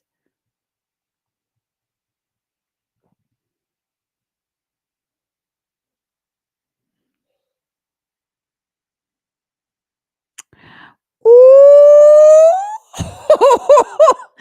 Mhm. Mhm. Uh-huh. Uh-huh. It says it where my moon is, it gives you the ability to think and respond to the situation. Your emotional balance is well maintained and you have a harmonious relationship with your spouse. Yes, the fuck I do. Moon feels at peace when you have a deal or agreement with others. If you don't crack the deal, you're not satisfied. That's what I'm saying. Don't fucking piss me off. Don't trigger me. What does that tell you though? Oh, that's what I'm saying.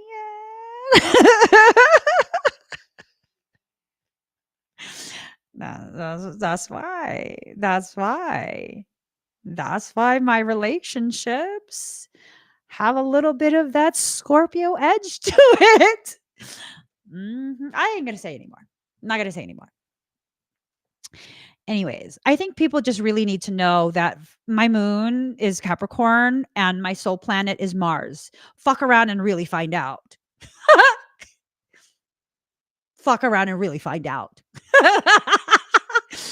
You don't want to fuck around and find out. Not with someone like me. I know myself.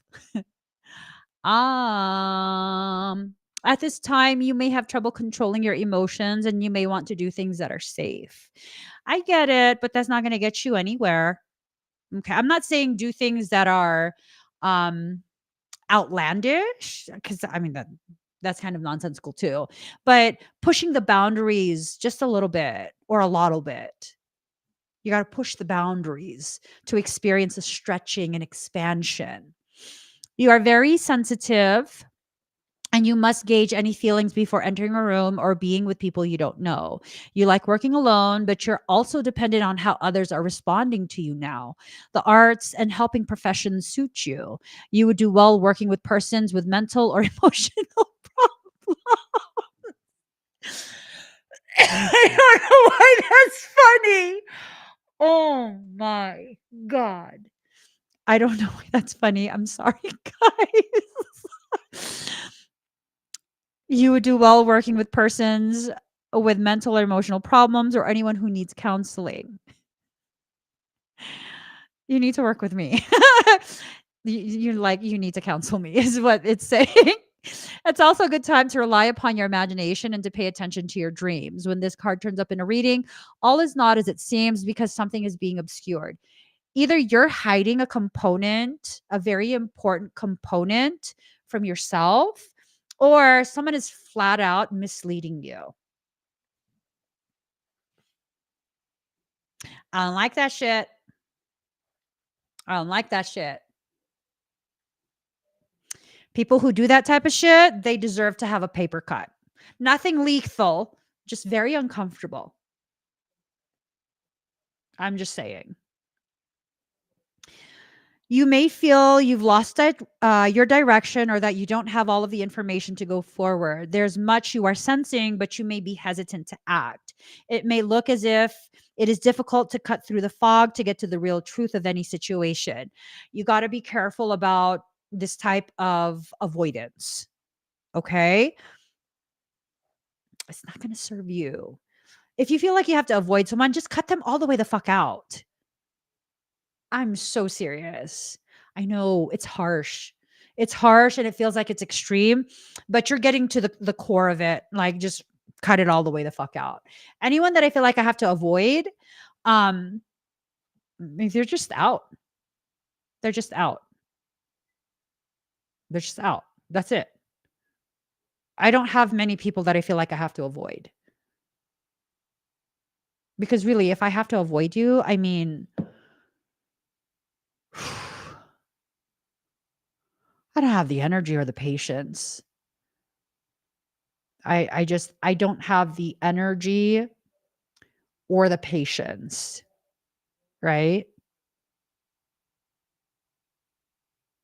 I don't. I'm going to use my energy wisely. You're just going to be removed.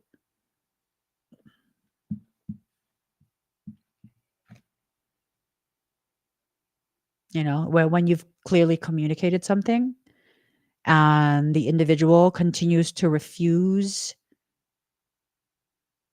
to hear the clear communication of where your boundaries are. I mean,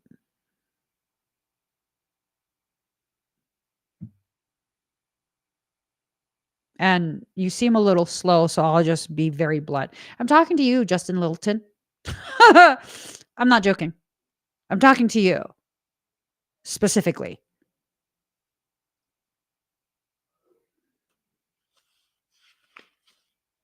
Yeah, I know. I know. You're one of those guys that thinks you're cute. And you're like, I don't find you cute at all. You want your ball sack handed back to you in a satin purse. Keep it up. Or you know what? No, fuck it. You're just banned. You're banned. Banned. Too bad. After growing close to someone. Oh wait. Um, After growing close to someone, the energy may feel smothering and restrictive. Insecurities may arise, and there may be feelings of paranoia. We love our moon, though. She makes us feel safe. So someone's emotional clinginess may be an issue. Okay. After all, the moon tells us to hang on, oftentimes after we should have released things from our lives or just given up. Like, no, no, no. No, the moon chimes in. Hang in there. You'll win sooner or later. That's unhealthy. That's unhealthy. It's important now not to accept any false pictures. See what I'm saying? Or misapprehend the truth. Like with the Neptune card, with the moon card, deception is possible, right? Things are cloudy right now. It's a good time to open your mind to visions as well as appreciating women's wisdom and intuition, finding your feminine side and bringing out your visions and talents in a more public way. As shy and tentative as the moon is, she still represents fame and crowds. When you think of the moon card, think mystery, birth, tribes, unanswered questions, and sometimes sudden fame. Someone from your past is about to re enter your life. Any romance that starts now may be strange, yet compelling and even familiar. An important meeting for you may occur in the evening hours. Pay close attention to the energies that swirl around. it's a good time to rely upon your gut. And you guys just saw me relying upon my gut just now. Like, no, that's it. You out, you out. La la la la la la la la la. You want to keep acting fucking stupid with me? You're out. I don't feel bad. As I said, when someone expresses a boundary very clearly and you continue to push and push and push, I won't tolerate disrespect. I'm not in a place in my life anymore where I'm going to be tolerant of that.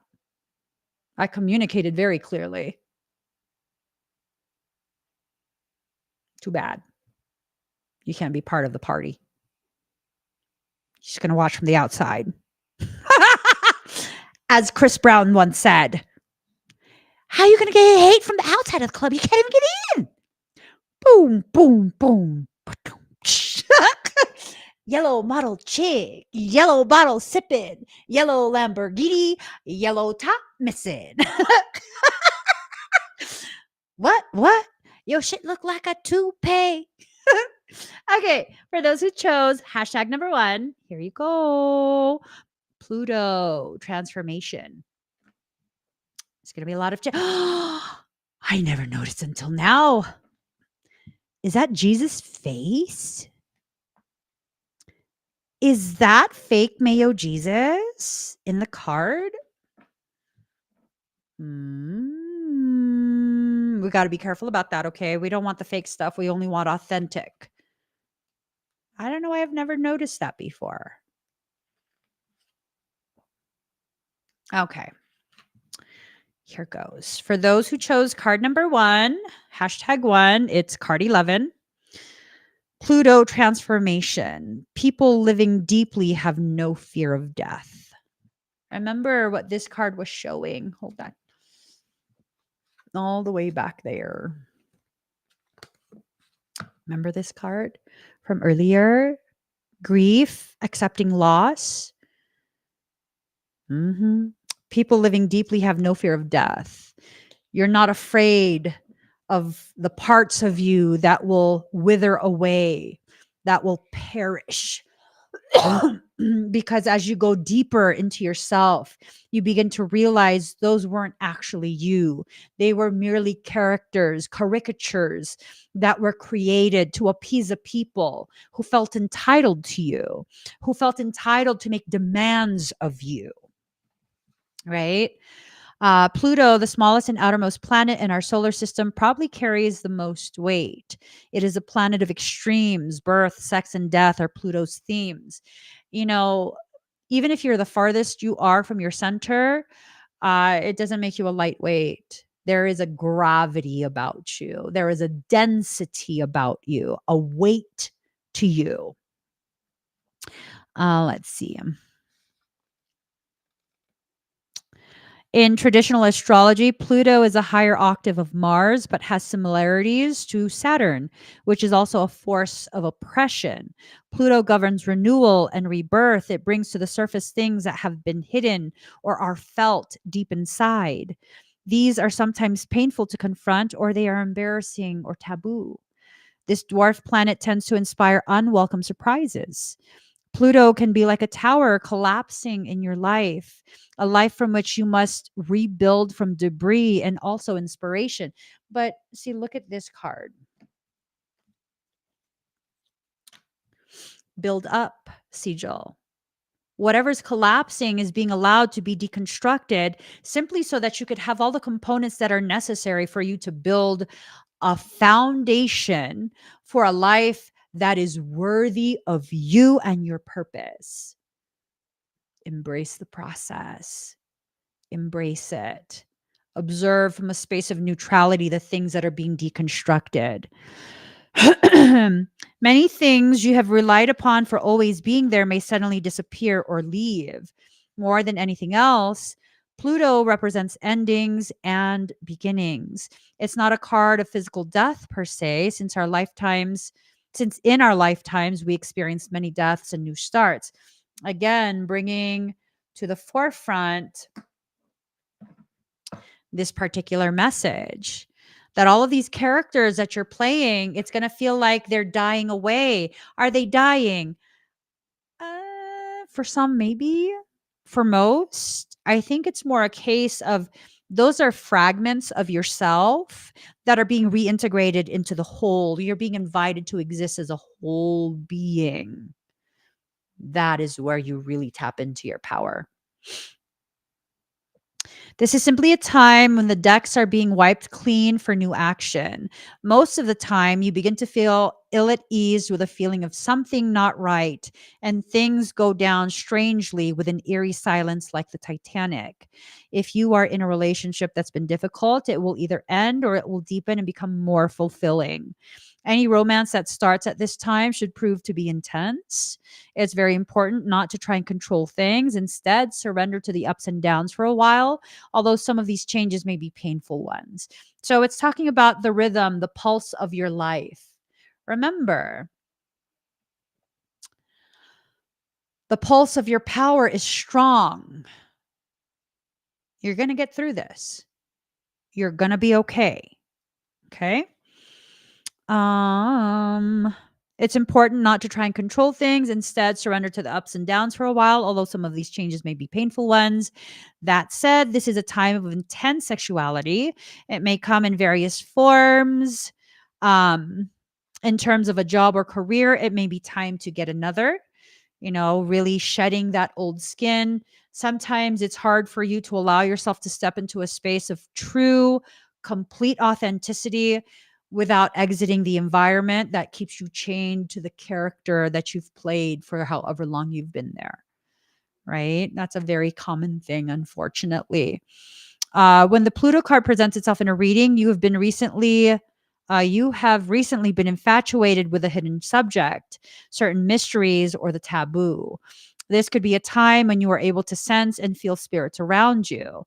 Sometimes this card can indicate psychic attacks, and thus you should be very careful who you open up to. Dang it. Look how her mouth is open. You got to be careful. For those who chose card number 2, you got to be careful. Careful what you share with others. Not everyone is working with you for your success. Not everyone wants you to succeed. Some people only want you to succeed to the degree they give you permission to. Other people only want you to succeed so that they can ride the coattails of your success. And other people don't want you to succeed at all. And they kind of are just in your space to keep tabs on how quickly they can get you to fail. Okay. Unfortunately, it just, but it's okay because as you go through this and you begin to identify who that is for you, you know exactly who you need to cut the fuck out of your life with no bad feelings. Like it's a matter of housekeeping. It's a matter of housekeeping, you know? Like, would you leave rotting meat out on the counter? Well, but his feelings gonna get hurt. Uh, it's rotting. Some of the pathogens in rotting meat are all up in the air. It's being released into the air. So you have to see it in that way. Yes, I mean those who picked card number 1. See what I'm saying? I got to keep this on the screen so that I don't confuse myself. We already did card number 2. Those who did #1. That's part of your message, okay? Sometimes this card can indicate psychic attacks, and thus you should be very careful who you open up to.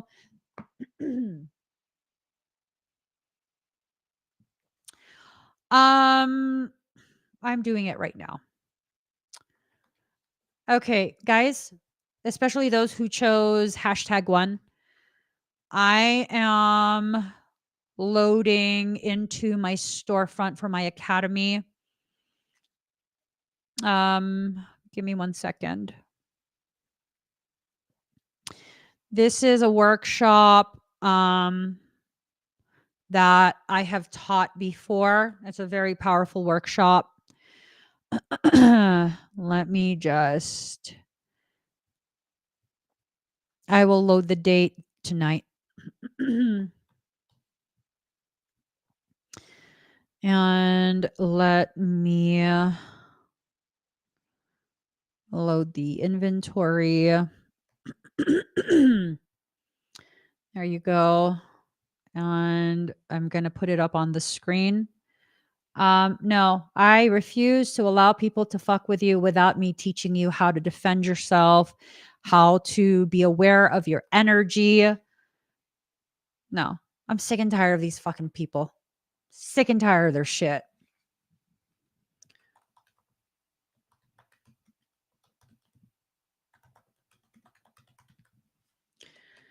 Yeah. I've dragged my feet on this and I've dragged my feet and I've dragged my feet and I'm done dragging my feet. I'll set the date tonight. I do believe I still have a coupon running on my website. So, give me 1 second. Where are you at? Here. Oh, it's already added. Okay. I'll put it on the screen right now. This is a workshop I've been talking about for quite some time that I'm like, I promise I'll load it. And I never do because my schedule's crazy. I'll make time. I'll make time. I'll teach you. The difference between the system I came into this life knowing, meaning nobody taught me this. I came into this life, I was born knowing this information. The difference between my system and every single other energetic system that is available for you to learn up till now, my system, I remember the structures and I know how to activate those structures that allow for you to access extremely high frequencies. You want to talk about the difference between Reiki and my system? Reiki uses harmonic universe 1 frequencies. That's dimension 1, 2, and 3 frequencies. Very base. It does not get you anywhere. It might make you feel good for an hour, 2 hours, but it doesn't get you anywhere. My system, what I teach right off the bat, you are accessing 12th dimensional frequency. You're going down to your core code.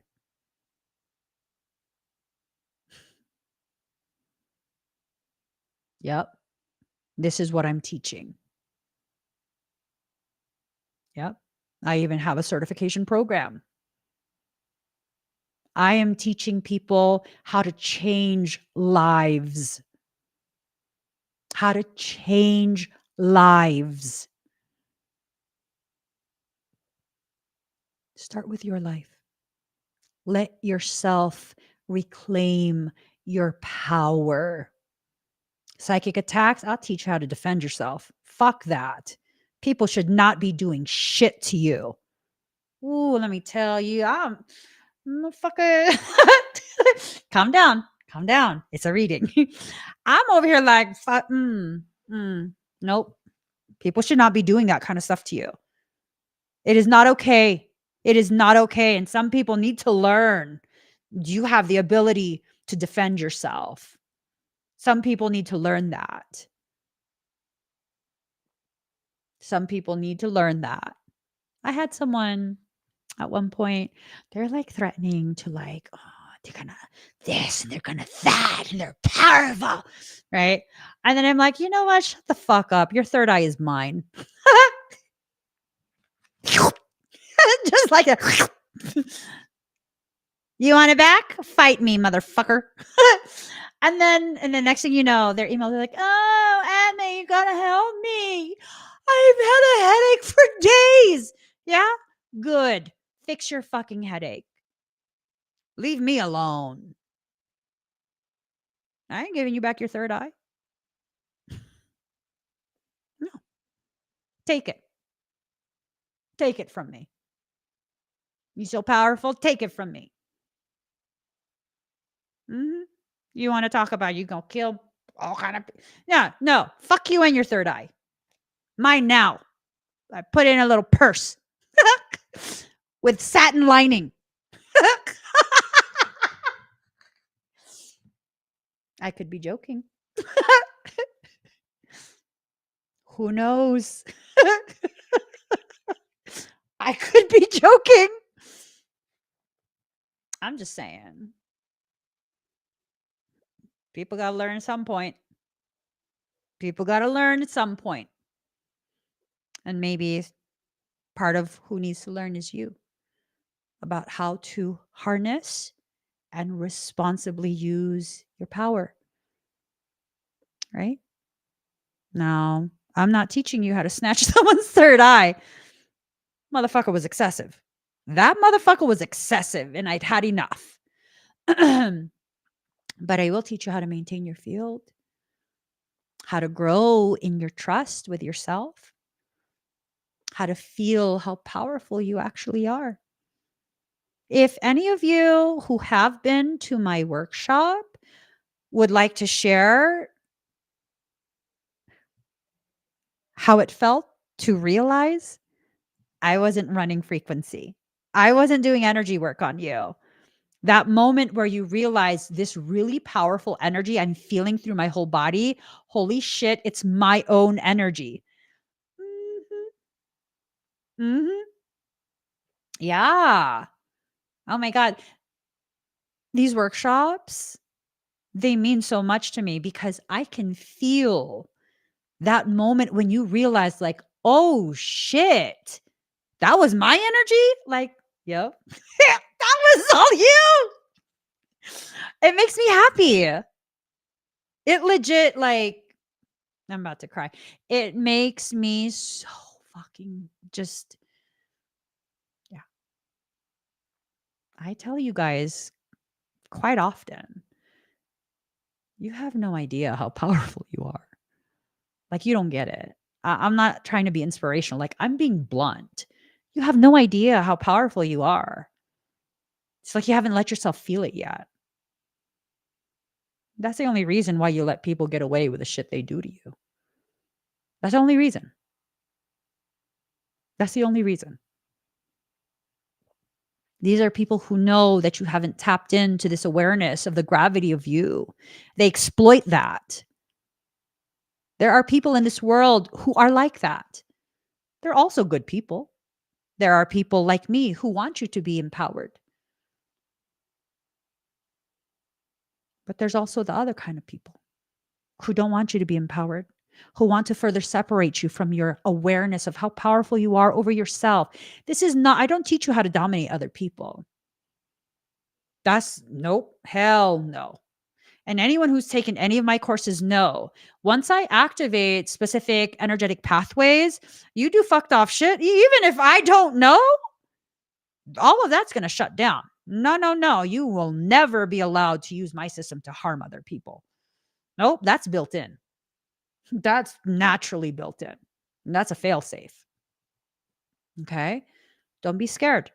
This is a system that I can teach young children, like very young children. You don't need additional experience or certification in other things. Or no, as a matter of fact, for many people, when they take my workshops, when they start my membership, when they do my certification program, a lot of them, their mind is blown. Like, wait, but everyone says blah, blah, blah. You're saying the opposite? Yep. They've been fucking lying to you. That's why it's even better if you don't have any experience in any of the spiritual teachings, because then your head's not going to be like, but wait, what? For example, people always talk about high vibe, high vibe, high vibe. You guys have heard me talk about this. It irks the shit out of me at this point. Why would you want high vibe? What is that about? Let's look at vibration and oscillatory rate. Vibration is frequency that's held inside. It's an internalized energy. It's caged. Frequency, external. Oscillatory rate, external. So they're inversely tied. Vibration and frequency are inversely tied, right? The higher your vibration, the lower your frequency. Oh, that's fine, Emmy. That's fine because we need high vibration. We need to be high vibe. The evolved ones have a high vibe. Like, Emmy, this is common knowledge. Right. Except here's the thing. Again, if you raise your vibratory rate, it lowers your frequency. It lowers your oscillatory rate. If dimensions are bands of consciousness, depending on the level of your frequency, because that's what a dimension is, it's a band of frequency, consciousness frequency. Depending on how your frequency level is, that's what's going to determine your level of dimensional consciousness that you're accessing. So, what's that mean? High vibe equals lower frequency equals lower consciousness. It makes you more dense.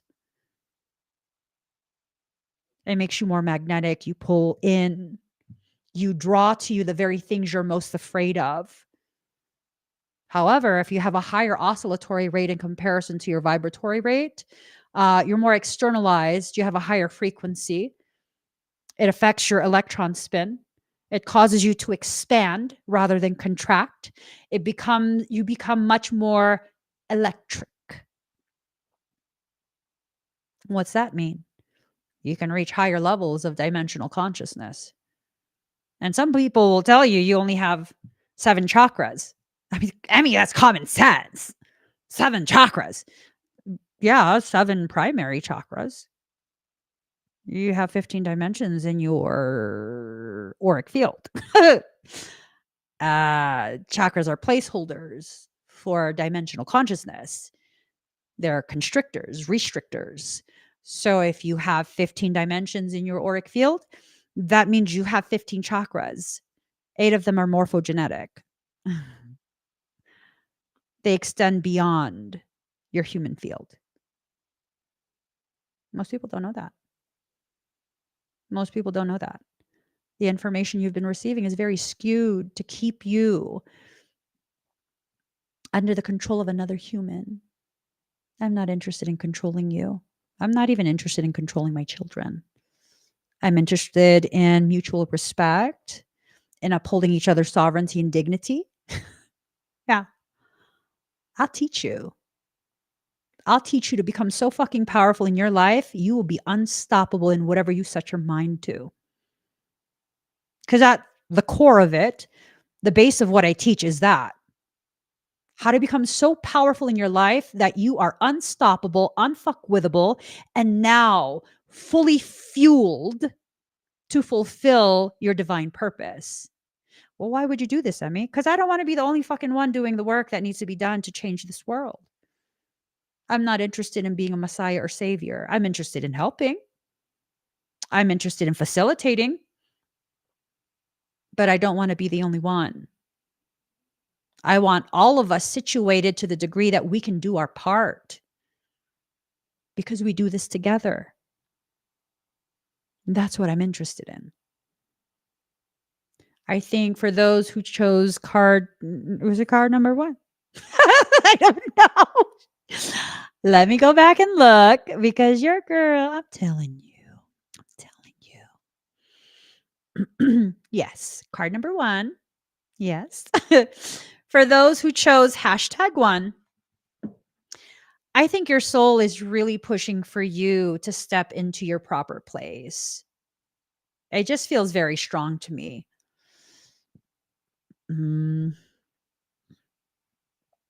If you are in a okay, I read that.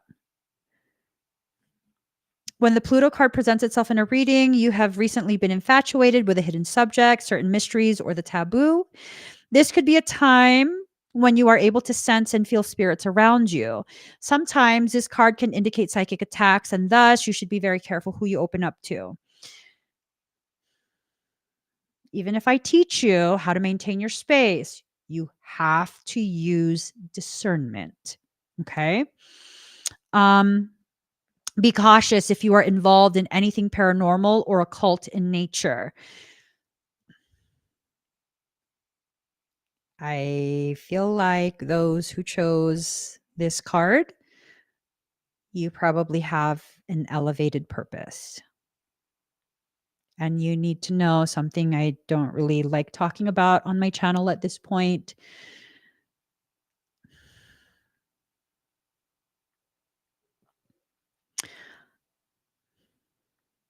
A parasitic campaign has been launched. It's been initiated. A theater of spiritual war has been initiated to a degree that we have not seen within the planetary template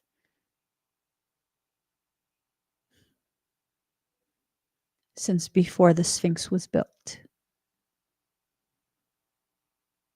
I'm talking 30, 40, 50,000 years. The cycle we are in right now, it's unlike any other cycle that has been allowed to persist. We have had resets before. You can look this information up.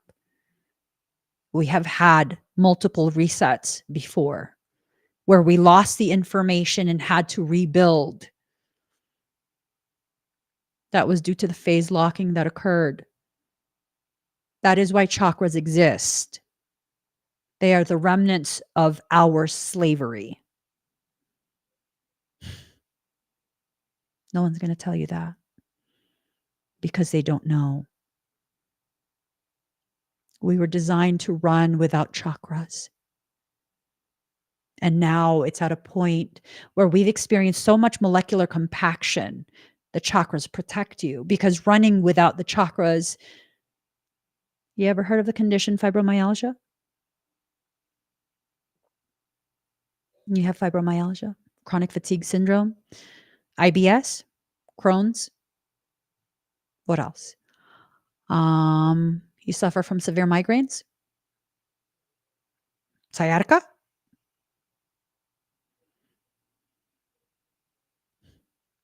Those are all conditions that are a byproduct of chakra blowout.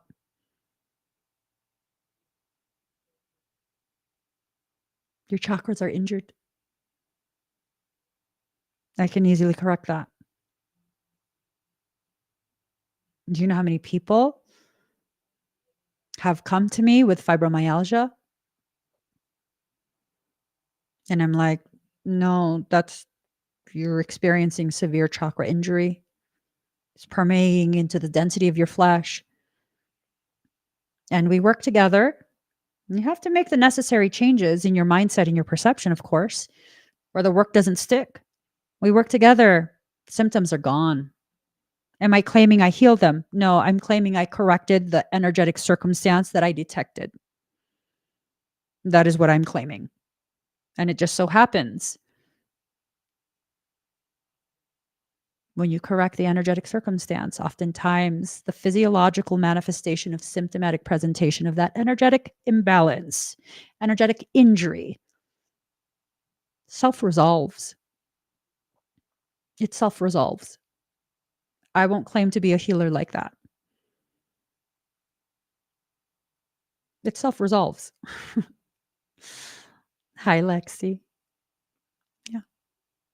I would say I have corrected chakra injury based symptoms, numbering in the thousands at this point. I don't know. I don't keep track. I just don't. I don't keep track. I'll tell you, I wasn't taught any of this. I just know it.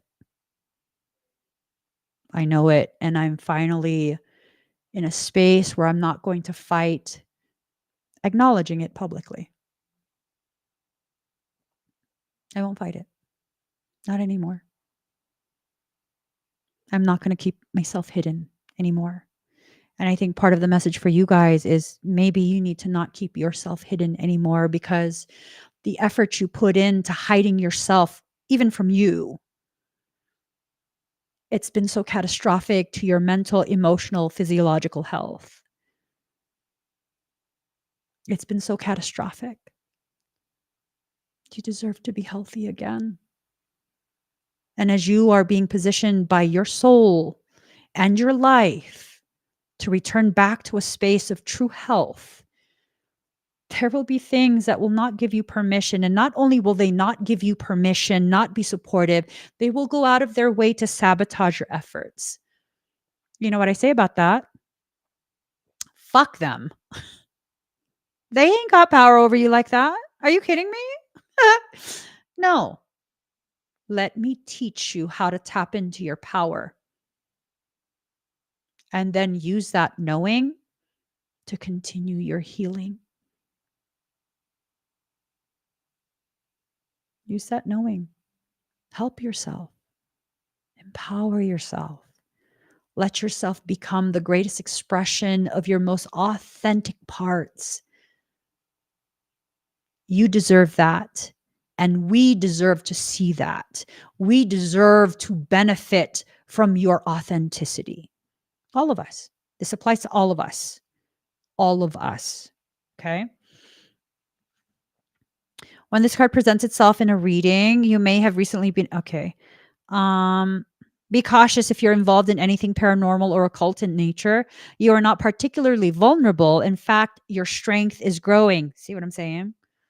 hmm It's important at this point in time to spiritually protect yourself from anything negative, such as vampire types of people or lost spirits looking for a home. I don't want to talk about it, but whatever. Michael says, I'm clear too. So we've been anchored in the upper echelon of the fifth dimension of consciousness since late 2016, like December, all the way through to January. That's when the transition took place. Um, we're reaching critical mass for a fifth dimensional consciousness, upper echelon fifth dimensional consciousness. And so we're actively in the transitionary phase where certain people who are ready are entering into sixth dimensional consciousness, sixth dimensional awareness. Now, part of what's happening, whatever level of consciousness you're anchored on, you experience everything beneath that. So we're all anchored in the fifth dimensional consciousness. And those of us who have elevations in our sensitivity, we're experiencing fourth dimensional consciousness and lower. The problem with that is fourth dimensional consciousness, 4D, is where all the parasitic grunts are. What are parasitic grunts? Lower level demons. Lower level demons. And so those lower level demons, because we're developing an awareness, their efforts to dysregulate you are increasing because now you're becoming aware of it. You're aware, you feel the presence, you don't know what it is and is freaking you out. There's so much footage of these shadow figures that are in people's homes. I'll fucking choke slam a motherfucker. You come in my home like that. Sorry. Sorry. That shit pissed me off. There's this guy. His videos go viral. And he's just so accommodating to these things. Like one time there was this being in his home and he's like, what did he say? He's saying something like, move the chair to let me know you're here. And then he calls his wife like, hey, come look, the chair is moving. And the wife comes out and she's like, no, I am not dealing with that today. And this guy's like totally amused. And he's like, oh yeah, he's moving the chair. Oh my gosh. And then he looks in the mirror, not the mirror, the TV, which is not on. So you can see it as like a mirror. And this shadow, humanoid shadow, gets up from the chair and starts walking towards him aggressively. At which point he's like, honey, let's go out for dinner. Let's go out for a while. I would be like, motherfucker, sit back down. I didn't tell your ass to get up. I didn't even give you permission to be my house.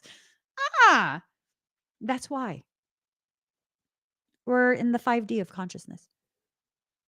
We've been anchored there for a while. And we're transitioning into 6D. Since we've already reached critical mass for 5D, 6D, there's a lot of people that's going to be pushing up in consciousness. They don't want that because then you'll be inaccessible. You'll be far too inaccessible. Their antics will be inconsequential. They'll be irrelevant. You won't have that fear anymore. You'll instead operate from a space of compassion. And then when we anchor into like the 7D, 8D. We need to be anchored in 8D in order to experience Christic consciousness. Um, it's it's not surprising to me that they stopped the chakras at 7D. Because the chakra right after that will speed you into your Christic consciousness and tie you directly to your higher self. 8 and then 9. Ninth is the atomic doorway. That's the anchor point of soul into your cranial space. Mm-hmm. They're hiding so much information from you. They're hiding so much information from you. I guarantee YouTube will hide this video. Anytime I start sharing this type of information, YouTube hides the video. You have to actively search for it, and even then, it's hard to find it. Share this out. Save the link. Share it out. Let people know. Let people know. You may become upset concerning something about your past that turns out not to be what you always thought. On a more mundane level, you may have to be more careful with your finances, taxes, and inheritances especially. You might have the opportunity to suddenly move to a new home, but beware of the foundation, water, or sewer problems, and also the possibility that the house might be haunted. I wish a motherfucker would. One time we lived in a haunted house. I'm not even joking. One time we lived in a haunted house, and um when we had barely moved in, and like the ghost, I have this like huge wooden Buddha painting. It's painted on a wooden canvas, and the ghost threw it.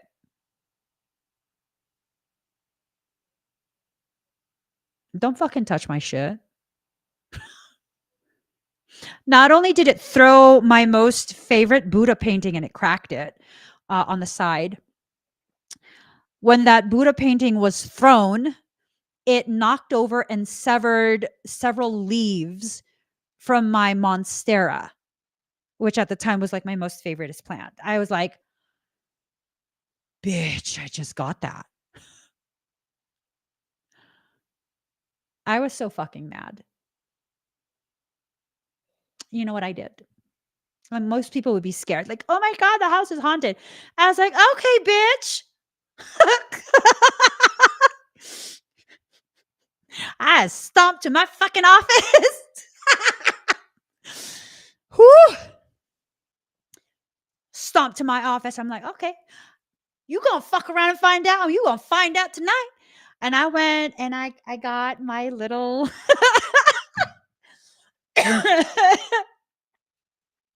my little cauldron. It's like a mini cauldron. And it has a handle. And I loaded my bad shit reverser in there. And I had my feather. And I was walking around the house like a pissed off Mary Poppins, fanning shit like, bitch, you fucking out. You fucking out. And I went to everyone, and oh my God, you guys know about my dog Joy Joy, Miss Joy Joy.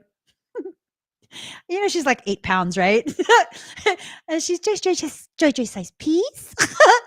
Little tiny ass Miss Joy Joy, she's riled up like, Mom, we gonna fuck shit up. And she's like stomping around with me. We both stomping around this big ass house. Not even joking. Yep. Yep. Yep. Yes, the fuck I did.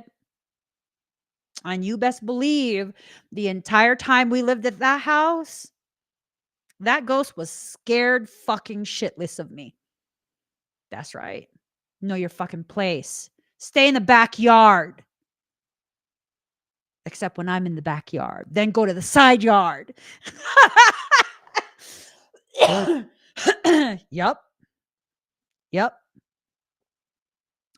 Yep. Didn't touch no more of my shit. I promise you that. You touch any more of my shit, you're not just going to be banished from the inside of the house. I'm going to fuck your ass up. I'm going to fuck your ass up. Yep. None of my plants were affected in any way, shape, or form after that. None of my crystals were touched. And I even tell you, man, my plants grew tremendously. They grew so much while we were there. Why? Because I'm like, I'm fucking draining all your energy. Anytime I feel you, I'm giving that shit to my plants. Fuck you. Stay out of the house. I don't care if you were here first. We could have cohabitated. We could have been roomies, motherfucker. You had to be rude and touch my plant and try and break my favorite painting. Fuck you. Get out of the house. And it was out of the house. I'm not joking. I'm not joking. I have a video walkthrough of that. Because I record the condition of the house when we move in. I record the condition of the house when we move out, just because, yeah, well, I'm not fucking around with people. And you can feel it. It's like, oh my God, she's coming.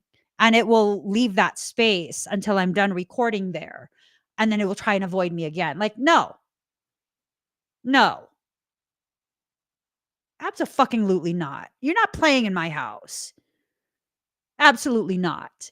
And you guys need to take that stance with your space.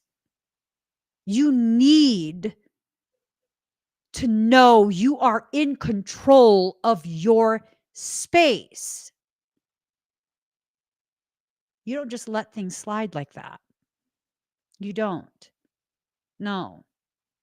So at one point, my husband and my oldest had to go back to finish getting the last of the stuff, and we relocated to a completely different state. And while they were there, this thing decides it's going to attack my son. And I'm like, no, leave all that shit. Get back in the car. I'm going back with daddy. Yep. You fucked up. You touched my kid. You fucked up. So they come back home. And then my husband and I, we go ahead. We go all the way back. It's so many fucking hours. By the time I cross the state line to get into the state that house is in, and it's still maybe like, I don't know, 3 hours from the state line. Oh boy, I could feel this thing. Like, oh fuck. You're gonna get fucked up. You touched my kid. Just wait. I'm coming. I'm coming. Show yourself to me. I will fuck your ass up. You touch my kid. Wrong move. Wrong fucking move. And the very last time I saw it, it was the very last item that we were bringing out of the house completely empty at that point. And there's this huge bay window in the front of the house, and it had curtains. This rude ass, pathetic motherfucker holds the curtain open. You could tell there was a hand holding it open. And I'm just staring from the driveway, and I'm like, oh, you ballsy now, huh? My husband's like, what are you doing? I'm going back. I'm fucking fighting. I'm fighting. Fuck that shit. And I take several steps to go towards the front door, which I'm still pretty far away. Oh, the curtain drop. I'm like, that's right, bitch. That's right. Hold that window open again. Hold the curtain open again. See what the fuck happens. Hold it open again. My husband's like, let's just go. You fighting with a ghost? Fuck yeah, I am. Touch my kid? No, I'm not letting that shit go. I'm not letting that shit go. If I ever enter that state again, I hope it's scared of me still. I'm sure it is. I'm sure it is. And I don't care. So for those who chose number 3, Grand Cross Provoker. Grand Cross Provoker. And let me put it on the screen because I'm going to think I'm reading for a different card. Excuse me. There you go. So, what did we learn from card number 2? Don't let anything run you off. No. No. Listen, there are no weak people in my community. I didn't stutter. There are no weak people in my community.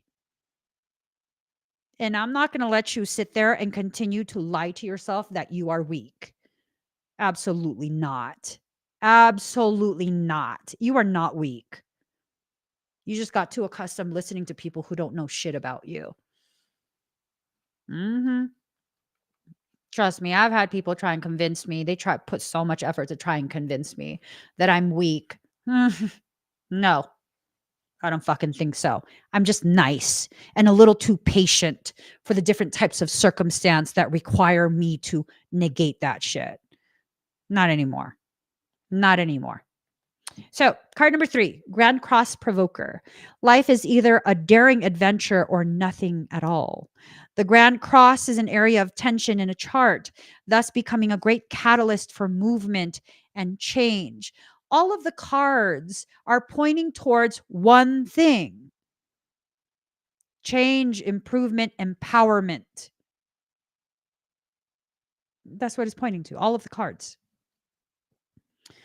A rare astrological configuration, the Grand Cross, also called the Grand Square, occurs when 4 planets form a perfect cross in the skies. These planets are around 90 degrees from each other, meaning there are 4 planetary squares and 2 planetary oppositions. I don't know what any of this means. Squares in the astrological chart cause tension and restriction. Oppositions, as well, are seldom soft aspects. They come with the pressure to grow and the will to exceed any limitations put in one's path. But the Grand Cross is the most rare and intense of all. I gotta look this up because. Mm-hmm. Let me see. Hold on. No, it's down more. Okay. 1, 2, 3, 4, 5. Ooh. I have 6 squares. 1, 2, 3, 4, 5, 6, 7, 8, 9. Are trines bad?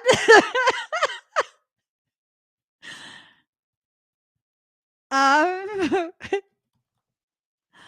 okay. Okay, it's extremely beneficial. Okay. um, okay. Squares in a natal chart. Inner tension.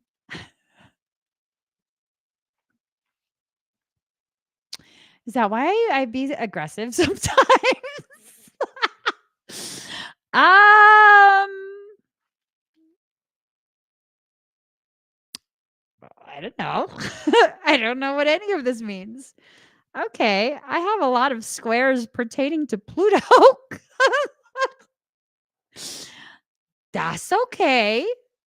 That's okay. Anyways, in mythology, this alignment represents the 4 directions. The Grand Cross, also called the Cosmic Cross, is symbolic of the 4 seasons, equinoxes, and solstices, as well as the cross quarter days. Okay, y'all lost me with that. It indicates a crisis.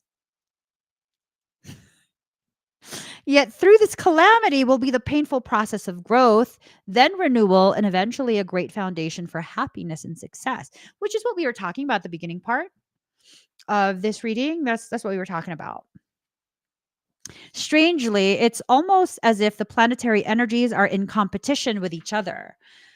This may be a rather exasperating time where you feel provoked and frustrated over booby traps that seem to have been set in your way. It's as if everything is working at cross purposes. You feel pulled in many directions. Such false leads and failed plans may leave you unable to produce concrete achievements. No, something's trying to derail your progress. You going to just let that, or you're going to take corrective measures? I would take the corrective measures. It's important. You're important. An area to look at when the Grand Cross card comes up is how you communicate. Are you communicating as well as you should? Are you abandoning a worthy project the minute it loses its shine in an effort to capture a larger, glossier prize? You got to commit to one objective. One objective. When people say, like, oh, that's on my list of priorities, that's not a list of priorities then. By definition, if it's more than one thing, that's not a priority. That's a to-do list. So what is your priority? Priority is only one thing, something that is placed before all other things. What is the most important thing to you? Hint, it better be you. It better be you. Okay? Anything outside of you or things that grow you, empower you, solidify you, uh, no, no, that's going to be an issue for you. More simply, in your effort to accomplish more, are you juggling balls in the air? Never juggle balls.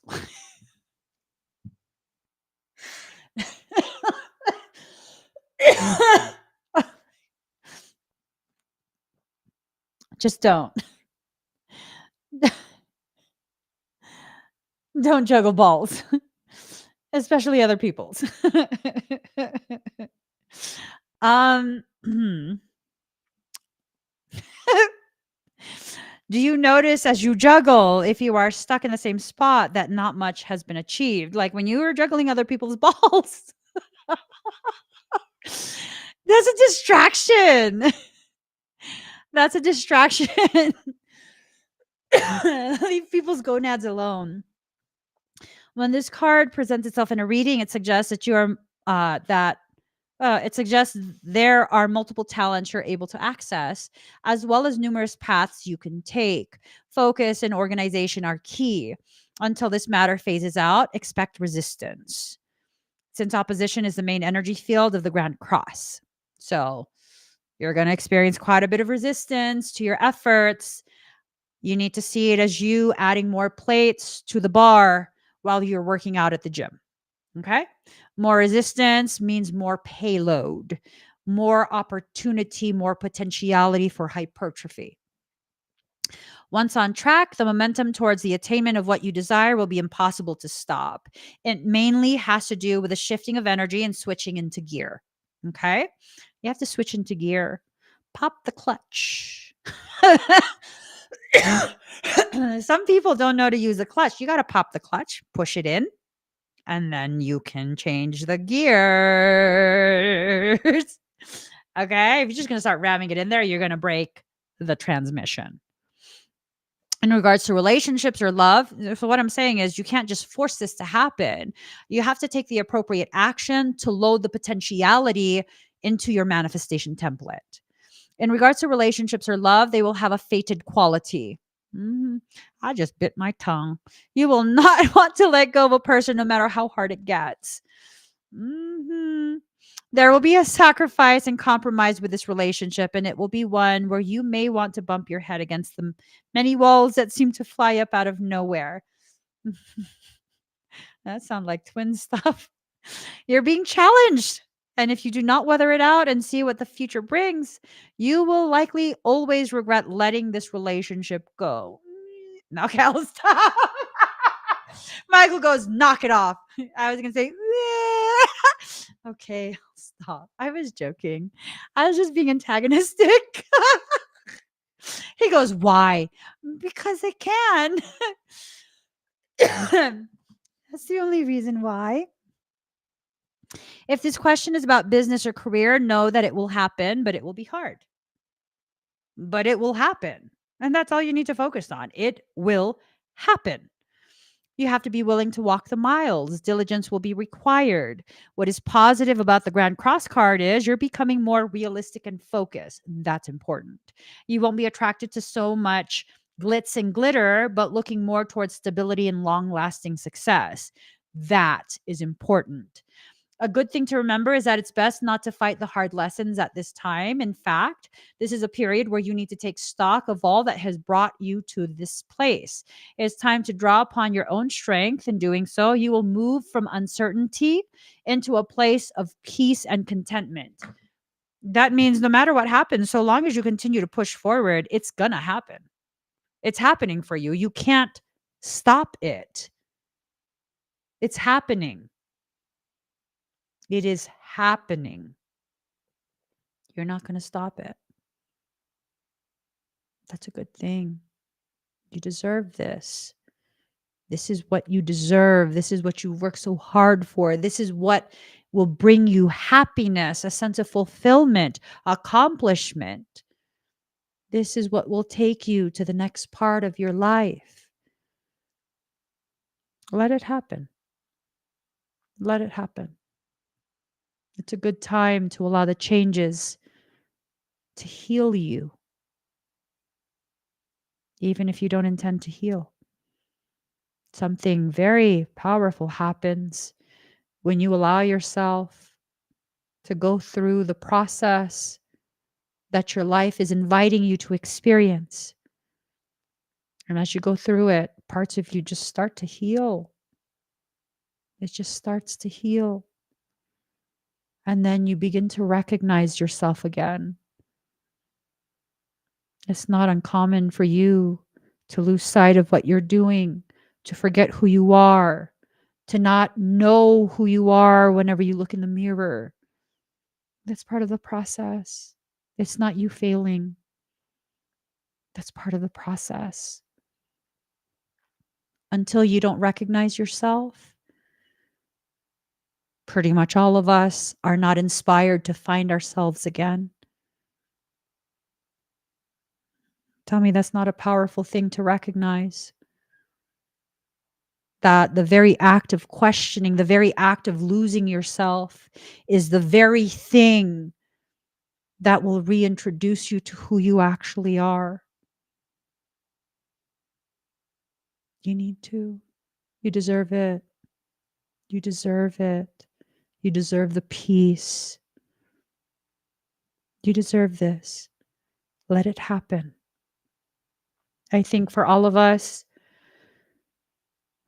we're coming to points of realization of what we need, what we don't need. You have all the answers within you. Allow the people, the circumstance, the experiences, even the traumas to trigger the return of your awareness of the answers that already live inside you. Okay? There's nothing that I've said that you need to take as the word of God and you have to do this. No. No. Allow everything I've said to start the process of you thinking for yourself, you questioning and looking at your life from different angles, different perspectives, maybe seeing specific events in a different way, asking different questions to get different answers. This is just the first part. The time we spend together is powerful, but it is merely a starting point. The journey is a solo one. You got it. You can do it. You've been doing it. So now do it consciously, intentionally. No matter what, never forget you've been doing it though. Okay? Don't let yourself lose faith in yourself ever again. You can question. That's okay. Once in a while, you'll need to question. But to completely lose faith in yourself, no. No. You've handled everything thus far. It's been hard. It's challenged you. And in that challenge, you overcame, you rose above. You'll do it this time as well. But this time, you're going to do it consciously, intentionally. And then you're going to see how powerful you actually are. You are my equal in every way. There is no weak link in our community. None. There is no weak link in our community. We are all rightfully strong. Sometimes you forget, though. Then sometimes you just don't want to believe it. It's okay. I'll keep fucking reminding you. I will. Because no, fuck that. I'm not going to sit here and let you think that you're weak when you're not. It'd be one thing if you were weak. Those people don't like our community. They don't. Those people are the ones that need me to be prim and proper and only talk about love and light and la la la la la. I don't give a shit. I don't. Those are people who have no interest in being part of our community. You're a part of this community. And this community has no weak links. It doesn't. Why? Because you know damn well what I expect from you. Nothing but your authentic self. And your authentic self is powerful. That's how I know there's no weak links here. None. Not a single one. Not a single one. You want to hear something? I need to share this with you guys. So, most of you, if not all of you, are aware that I have a criminal case that is still pending. And it is a criminal case that I had to file in a different country because there is a male who has been threatening bodily harm to me, my children. Who the fuck does that? And then also, this individual decided to name specific people in our community, people who are prominent, who are in the live streams often, commenting, and just amazing people. And this sick individual, because it's sick to fantasize about physically harming others who have done nothing to you. That's a sickness.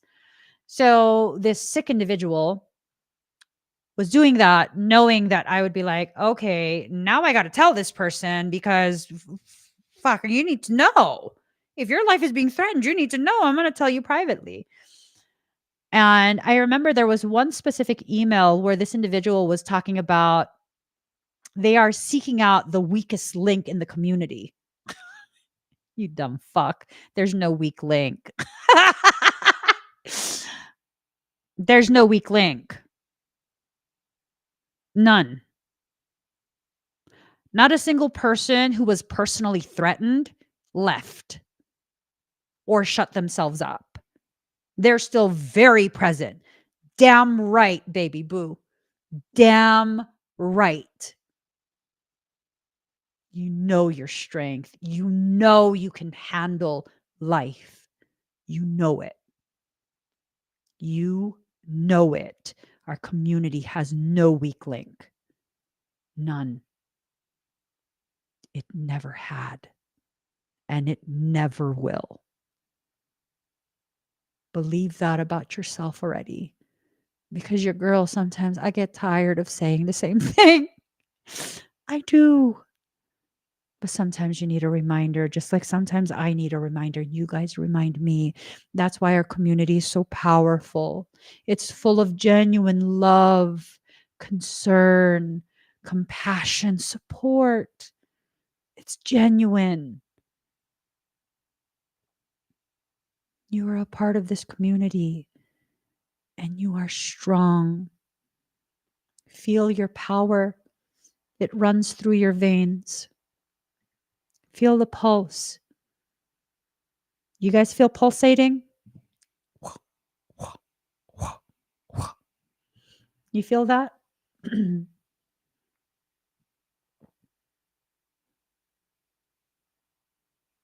That's your frequency matching mine.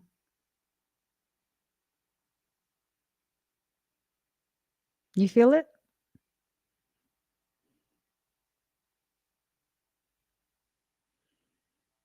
That's you feeling yourself matching my energy, because there is a part of you that is accepting at this point, you and I really are equals. That's not a line I'm feeding you. We really are equals. I am no more important than you, no less important than you. We are shoulder to shoulder. You feel it, right? It's a very rhythmic pulsing. It's not fast and frantic. No, it's very rhythmic. Just the rhythm of your strength running through you.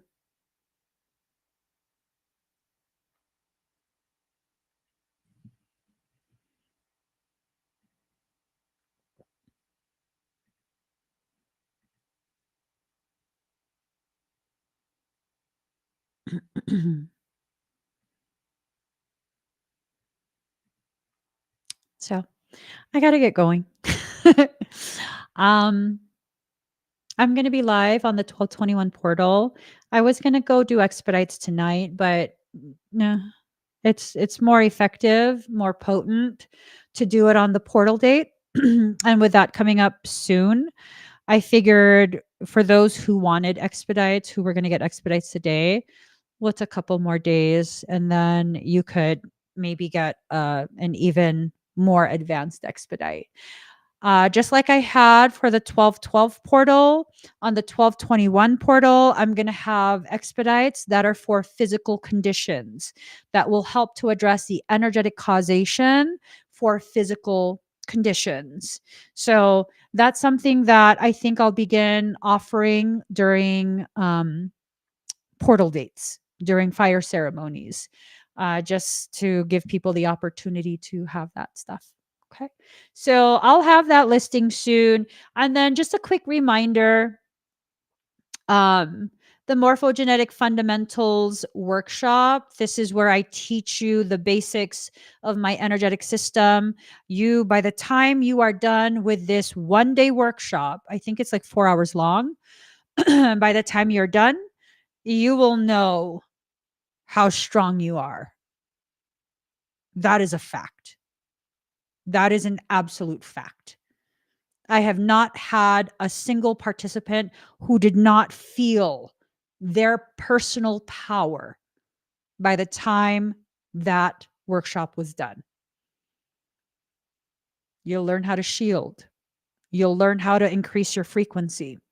You will learn how to maintain your auric field. Just the basics. You don't need to have anything that you've learned in advance, and you don't need any of that. You don't. It's a very information dense workshop.